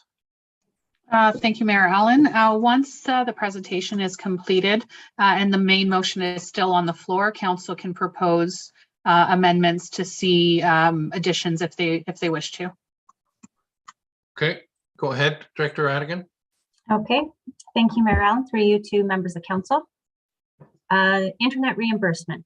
Currently elected officials receive monthly internet reimbursement as part of their expense claim submission. The current policy states each member of council will receive a monthly reimbursement for internet expenses in the amount of $50, inclusive of tax. The reimbursement for the mayor and deputy mayor will be reduced by the amount reimbursed by the County of Simcoe, which is currently $25. Generally, all comparators provide technology at varying levels. The total cost to the Township of Springwater for council internet reimbursement is $600 per councillor and $300 for the mayor and deputy mayor, for a total expense of $3,600 annually. In addition to the above, each member of council is provided a township-owned laptop to utilize during their term of council. Staff recommend adjusting the council expense policy to include an option which would allow the members of council to purchase the laptop for fair market value at the end of their term. Thank you, and I will turn it over to Mayor Allen for further discussion. Thank you. Any comments about this particular benefit? Councillor Mott Chapman? Thank you, Marilyn. I just have a quick question. So on the county side of things, the mayor and deputy mayor get reimbursed $25 for their internet, and that's why ours is $25 on their side? That's correct. Any other comments? Oh, yes, follow on. Sorry, one more. And is there a reason that the mayor and deputy mayor are the only ones who get the cell phone benefit? Director Radigan? Thank you, through you, Mayor Allen. So currently we are just discussing the internet reimbursement portion and not the cellular one, so we can We'll get down there. We'll get down there. Thank you. Sorry. Any other comments with respect to internet reimbursement? So it doesn't look like we need an amendment to that, so we can move on to mileage reimbursement. Director Radigan?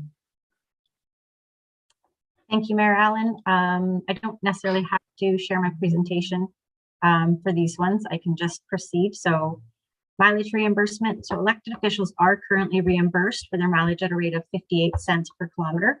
The current policy states the rate of reimbursement will be consistent with staff reimbursement rate.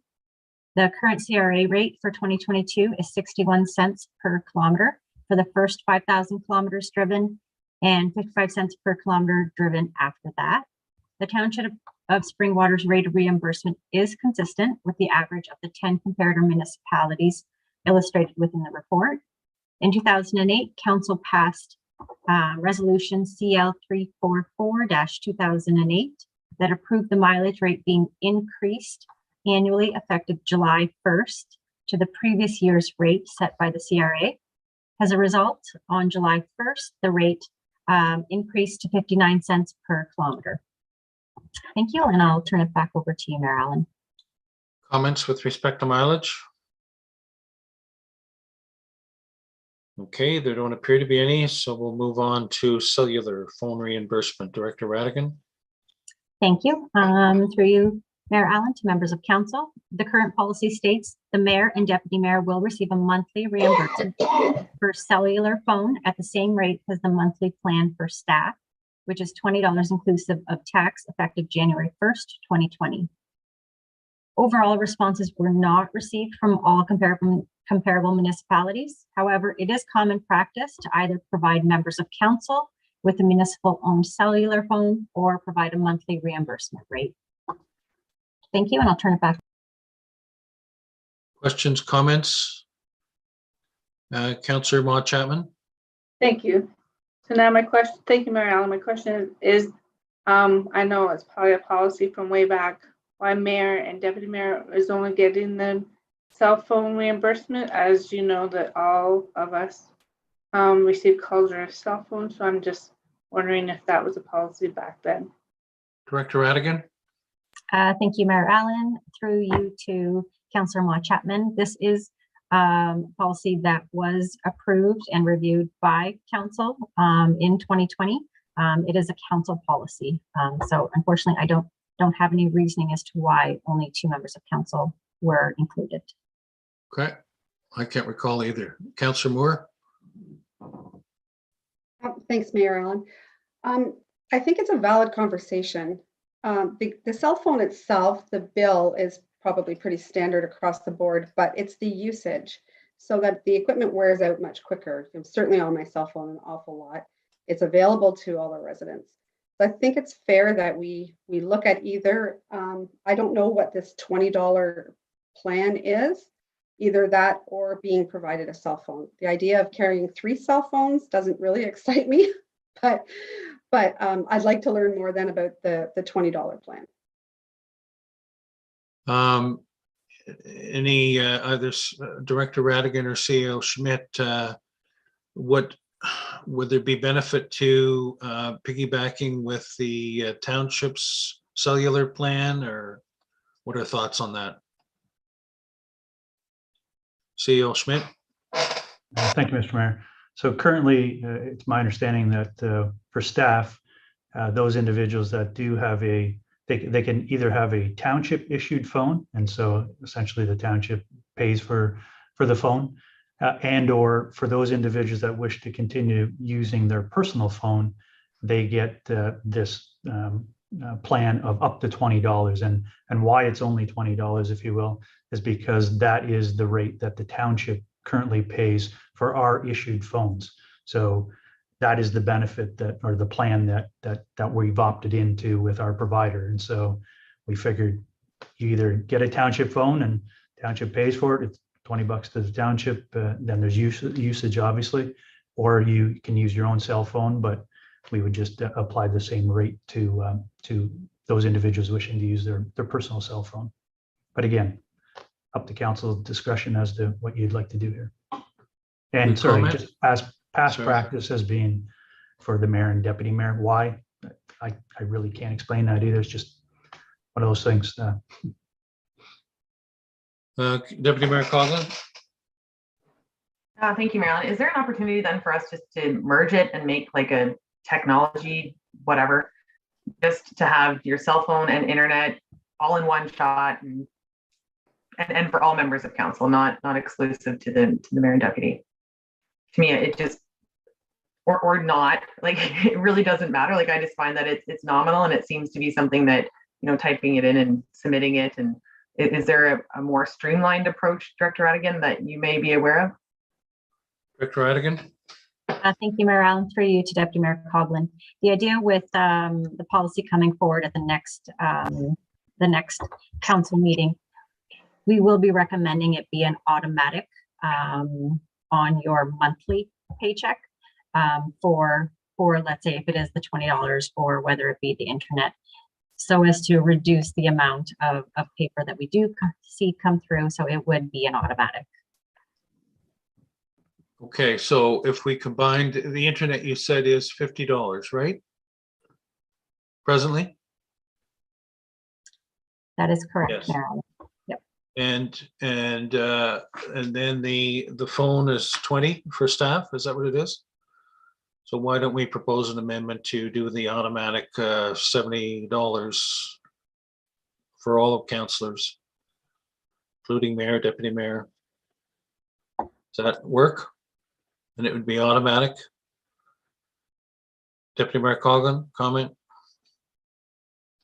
Thank you, Marilyn. And to be mindful that there is only one taxpayer, the mayor and the deputy do receive remuneration from the county, so there would still be the reduction to the municipal taxpayers on that. Right. Right. Okay, Clerk Ainsworth, do you have that captured? Councillor Ma Chapman? Thank you, Mary Ellen. Just to clarify, the cell phone, it's not a $20 plan, it's just a $20 reimbursement, correct? That's correct.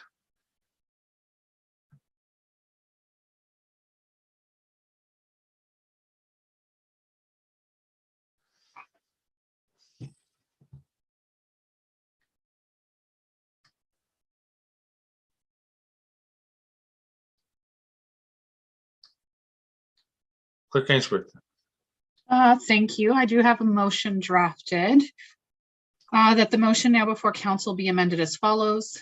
That all members of council be provided with a monthly technology reimbursement at the rate of $70 per month, reduced by the county portion for the mayor and deputy mayor to replace the internet and cellular phone reimbursement. Good. Mover and seconder. Councillor Ma Chapman, Councillor Moore, all those in favor? That is carried. Moving on to training and development, Director Radigan.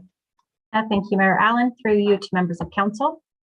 For training and development, the current policy states the training and development budget shall be identified and, if desired, adjusted each year during the budget process. Currently, reimbursement includes registration fees, travel, accommodation, and meals that are not included in the conference or training registration package. The 2022 training and development budget for members of council was approved as follows. For the mayor position, $4,500. The deputy mayor position is also $4,500. And for councillor positions, $2,000 per ward. Based on an analysis of actual spending since 2018, these budget amounts have been sufficient to cover the costs associated with training and development requirements.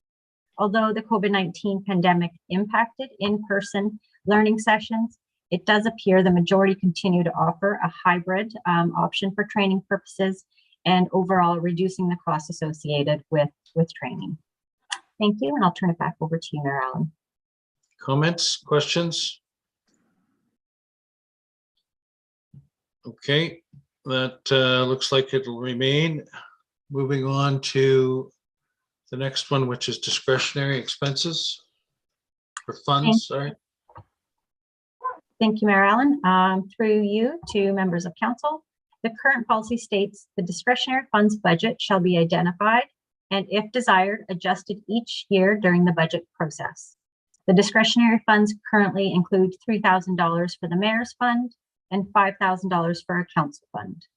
As for past practice, the mayor's fund has been utilized for the warden's golf tournament, the warden's gala, and recognition of departing long-term employees.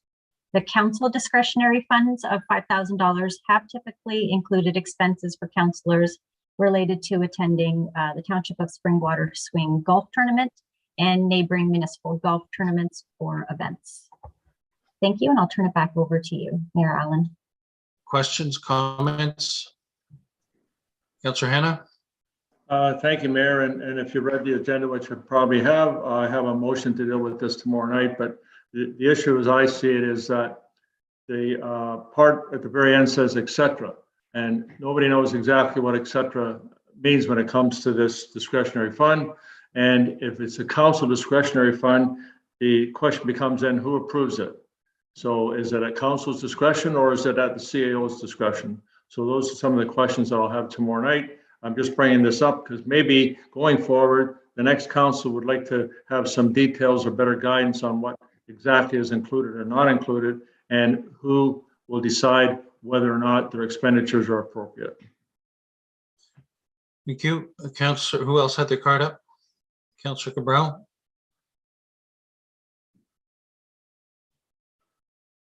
Thank you, Mayor Allen. I guess my question would be with respect to the councillor member portion. Is that the gross amount? Is there a specific amount allocated to each councillor? Or, and I noticed that I would think that amount also includes the deputy mayor because the only one that's differentiated is the mayor. I'm just wondering how that breaks down.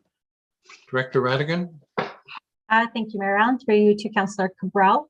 There is no specific breakdown stated within the policy. It would, if that is council's wish, we could definitely outline that within the new policy going forward. Okay. Other comments, questions? Councillor Ma Chapman. Thank you, Mayor Allen. And just on top of Councillor Cabral's question. So for example, if ours is, what would you say, $5,000 or $3,000, and I spend 100 and no one else spends any, but Councillor Moore can spend the other $4,000 to golf tournaments and all that, is that my understanding how it could be used? Sorry to use your name, everyone. Director Radigan? Thank you, Mayor Allen. Through you to Councillor Ma Chapman. The idea is it would normally come to council for approval as well to utilize those funds. So ultimately, it would be a council decision, I believe. Deputy Mayor Coughlin? Thank you, Marilyn. Just for clarification, I don't recall ever having something like that come forward to council. I mean, we've always received invitations to participate in things and we say yes or no. And I don't recall there being a vote of council whether someone attends something or not. I do agree that there could be an opportunity for us to allocate money to each individual member of council. And then if they go above and beyond that, there can be a resolution of council to do that. I don't know through you to Councillor Hannah if that was being proposed tomorrow night. I didn't want to deal with something tonight that you had planned for tomorrow night, but if there's an opportunity to deal with it now, we can deal with it now, because I do not recall ever voting on discretionary funds aside from budget. Yeah. CEO Schmidt, I see you're on. Thank you, Mr. Mayor. Just to provide maybe some history on this. So maybe not set in stone in policy, as Director Radigan mentioned, but the intent was that I believe 5 members of council, $1,000 each set aside for each member. Unfortunately, through that, the deputy mayor's position has essentially not been allocated any funding in that. So, that is part of the challenge, but in past practice, it's simply been essentially about $1,000 for each member of council. And then the mayor has your own fund. Councillor Cabral. Thank you, Mayor Allen. I would propose that, and I found it kind of unusual there that it would $5,000 and 5 wards. I would suggest that the deputy mayor's position be allocated. I like the idea of having accounts specific to the ward for utilization. So I would suggest that to the deputy mayor, there'd be an additional $1,000 for the deputy's position outside of the 5 wards. So up it by $1,000. Okay. Thank you. Just for clarity, I've used the discretionary funds for the Springwater Swing tournaments. If I've attended that for myself attending any other golf tournaments, for any guests or that I've had, I've paid for them personally and not out of this. So I don't regard this as a promotional account. I regard it as something to allow us as councillors to act as ambassadors to our own tournaments and other surrounding tournaments as appropriate. That's the way I've used it, but certainly makes sense to have $1,000 for each ward councillor and the deputy mayor. I would support that. Councillor Hannah. Thank you, Mayor Allen. Maybe you can help me. My recollection when you were deputy mayor on September the 20th, 2015, you paid for George Cornell, who was, I guess, the deputy mayor in Tiny at the town, to play at the Hawkridge Simcoe County Wardens Golf Tournament at Hawkridge in Aurelia. And I remember we had the conversation about that. So that's my recollection of our conversation. Maybe you can help me through that. Maybe the times have changed since you were deputy mayor, but that was how I recall it happening back on, as I say, September the 20th, 2015. Yeah, that was 7 years ago. I don't recall that happening, but for every golf tournament since then, as I just stated, anybody that I've taken to any golf tournament, be it ours or others, I've paid for myself personally. So I understand. I just wanted to say that I recall that clearly, and any decision I made, I try to make it based on the information I best have, because there's nothing in the policy to say what you can and cannot do. Right.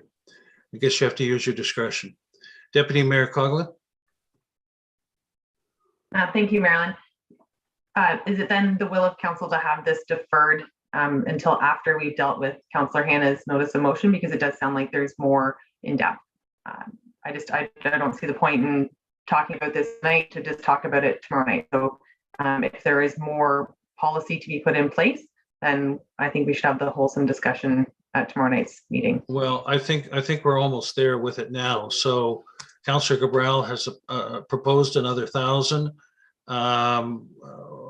any discussion with respect to what discretion means, what the funds can be used for? Or what's Councillor thought on that? Council's thought on that? Councillor Ma Chapman?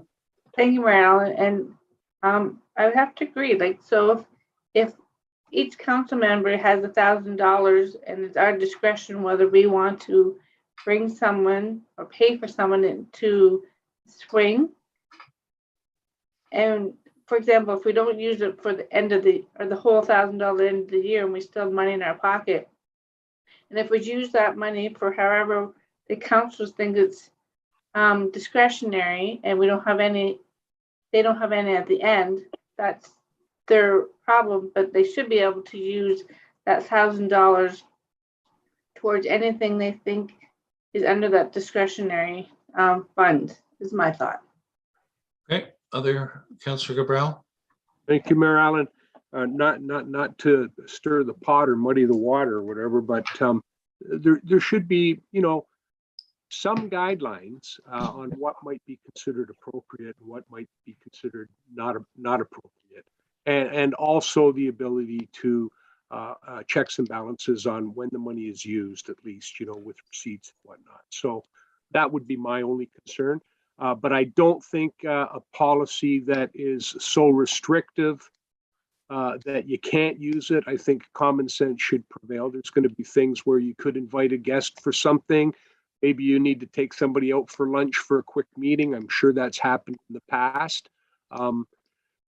That's kind of what I'm thinking of, but obviously not to just throw a party and invite people over for drinks. That kind of thing would be inappropriate. Okay, other comments? Somebody had their card up. Councillor Moore? Thank you, Mayor Allen.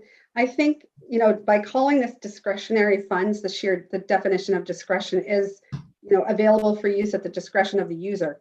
So it is confusing. I would admit that I've had to call in myself and say, does this qualify or doesn't it? It really should be the councillor's decision. $1,000 is not all the money, but yet it does need some boundaries because, like Councillor Cabral said, you can't go spend it on something inappropriate.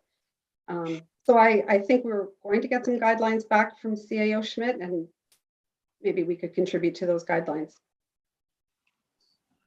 Okay, who else had a comment? Deputy Mayor Coughlin? Thank you. The notion of this discretionary fund as it is today, does this stand for networking opportunities, or is it things like a clothing allowance? And I've never, to my knowledge, used this aside from like going to conferences, but that's a different budget. So I'm just curious what this has been used for in the past and what the intent of it is moving forward. Well, it's certainly not for clothing because that's has a personal benefit, but I guess the discretion aspect could potentially be if it is promoting, if it is definitely dealing with township business or potential business. That's the sort of discretion I believe should be inferred into the usage of the funds. Any comment, CEO Schmidt? Thank you, Mr. Mayor. Again, I think based on the discussion here tonight, staff can go back and provide a draft of some guidelines. Past practice has been similar to what council has mentioned here tonight for participating in Springwater Swing, reimbursement for the council member per se, not necessarily for guests, but again, that's up to council moving forward. And we would definitely like to have some clarity on that as well, so that we don't have the same topic come up in the future. It's also being used for attending neighboring municipalities to, again, show support for those neighboring municipalities for their golf tournaments and such. So beyond that, it really hasn't been utilized to any other great extent. So it has been used for meals as well. So I believe Councilor Cabral mentioned about taking out an individual on township business type stuff. That I believe it's been used for that purpose as well in the past. Okay, Clerk Ainsworth. Thank you. Based on the discussion, I have drafted a potential amendment to the main motion.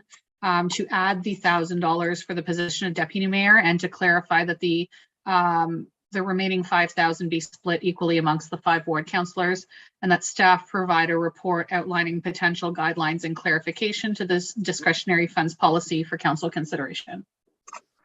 Okay, can I have a mover and seconder for that? Deputy Mayor Coughlin, Councillor Moore, all those in favor? That is carried.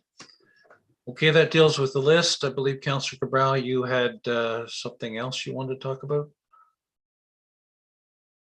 Oh, sorry, before we do that, is there an overall motion then with respect to these, Clerk Ainsworth? Thank you. It is still on the table with multiple amendments. So if a member of council would like to see an additional benefit or change, now would be the time to propose an amendment for such. Okay, Councillor Cabral.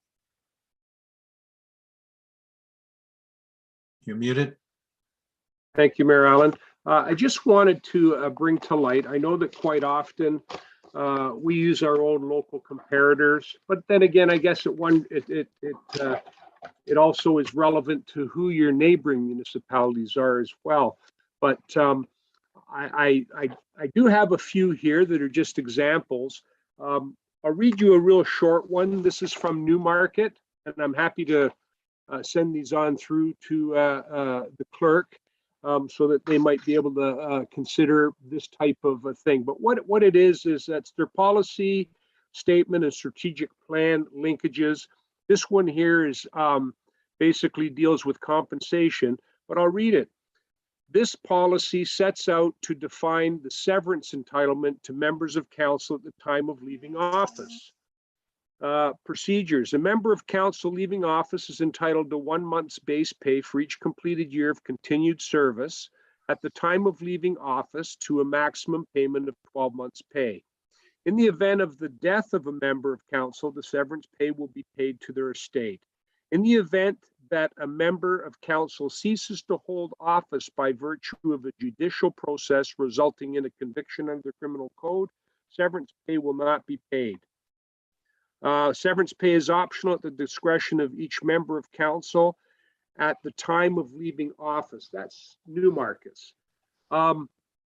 Remuneration for council. This is the City of Toronto. They have a very similar package. They also provide outgoing, same kind of a process. You've been there so many years. For each month, they might continue to pay your life insurance. They might continue to pay your health and dental for a short period of time. But along the same lines, 1 month for each year of service up to a maximum of 12, and the same type of caveats for criminal offenses. If you leave office to go to another municipality, those types of things kick in and you wouldn't be entitled to it. Mississauga's is once again very, very similar. Actually, there's talks about leaving.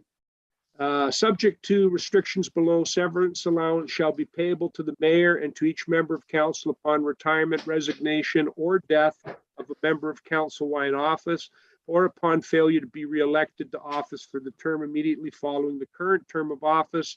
No severance allowance shall be payable, however, for the following circumstances: leave to go get a job with another municipality.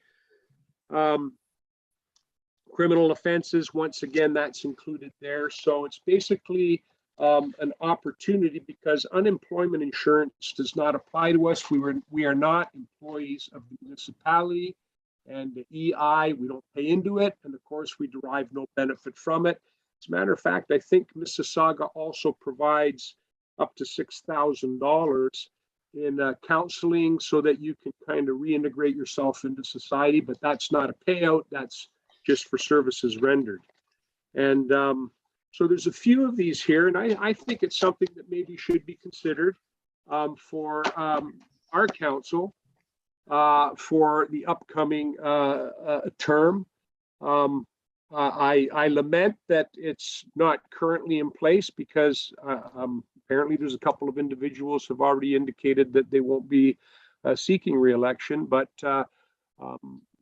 I'd like to see something along those lines put in place, and I'm happy to send these to the clerk for her review. And I'm just looking to council, I'm putting it out there. I mean, we have in Springwater Township, there have been councillors that have served for a lengthy period of time serving the community and doing the best job that they can. Just something to be considered going forward. Okay, Councillor Hannah. Thank you. I like it. If it's retroactive, I definitely support it. Maybe I'd have to run for council again if it's not, but even the city of Oshawa has a similar program, but in addition to that, they throw in a bunch of medical stuff and so on for people when they're leaving council. So yeah, I support it, but I'd like to see it retroactive. I don't know about the mayor, but he's smiling. He might like it too. Other comments? Clerk Ainsworth, is this something that could be looked into further? You could liaise with Councillor Cabral and come back on the 3rd of August to discuss further? Yes, so an amendment would be required to provide that direction for staff to report back outlining potential severance packages. Okay. I'm happy to propose that amendment, Mayor Allen. Can you whip that up, clerk? Is there a seconder for that? Sounds like Councillor Hannah. Councillor Hannah, are you putting Yeah, it sure. Yeah. Can you whip the wording up there, please, Clerk Ainsworth? Yes, that the motion now before council be amended as follows, that staff report back to council outlining potential severance packages for members of council. Okay, all those in favor? Those opposed? That is carried. Okay.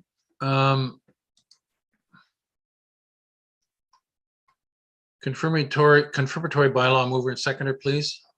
Oh, Clerk Ainsworth? Thank you, Mayor Allen. As we've been So going the overall through motion? amendments, yes, and I do have it's somewhat legible for myself. If you'd like me to go through that. Yes, please.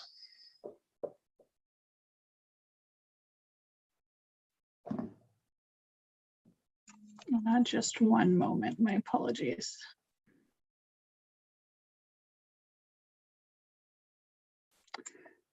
That council provide direction with respect to the council expense policy A09 COU as follows. Benefits HSA, that council direct that the Sun Life HSA in the amount of $3,000 be considered. Let staff report back regarding the limitations, processes, etc. of the Sun Life HSA compared to Honeybee HSA. Pension Ohmers, that payment in lieu of pension benefits equal to employer portion for any member not participating in Ohmers for any reason be provided and included in the council expense policy. Mileage reimbursement to remain a status quo. Internet and telephone, that all members of council be provided with a monthly technology reimbursement at the rate of $70 per month, reduced by the county portion for the mayor and deputy mayor to replace the internet and cellular phone reimbursement. And that the discretionary fund be amended to include an additional $1,000 for the position of deputy mayor, and the existing $5,000 be split equally amongst the 5 ward councillors, and that staff provide a report outlining potential guidelines and clarification to the discretionary funds policy for council consideration, and that staff report back to council outlining potential severance packages for members of council, and that an amendment to the council expense policy A09 for the 2022 to 2026 term of council reflecting the above changes be presented for consideration once the additional reports have been provided to council. Okay, and we have a mover and seconder for that? Yes. Okay, all those in favor? That is carried. Your mic, that's right. Confirmatory bylaw mover and seconder, please. Councillor Moore, Councillor Ma Chapman. the bylaw 2022-045 to confirm and adopt the proceedings of council at the special meeting held on July 5th, 2022, listed herein, be signed and sealed by the mayor and clerk. All those in favor? That is carried. Adjournment, mover and seconder, please. Deputy Mayor Coughlin, Councillor Moore, that the special meeting of the Township of Springwater is now adjourned at 7:14 p.m. to meet again in regular meeting on July 6, 2022 at 6:30 p.m. All those in favor? That is carried. Thank you and good evening.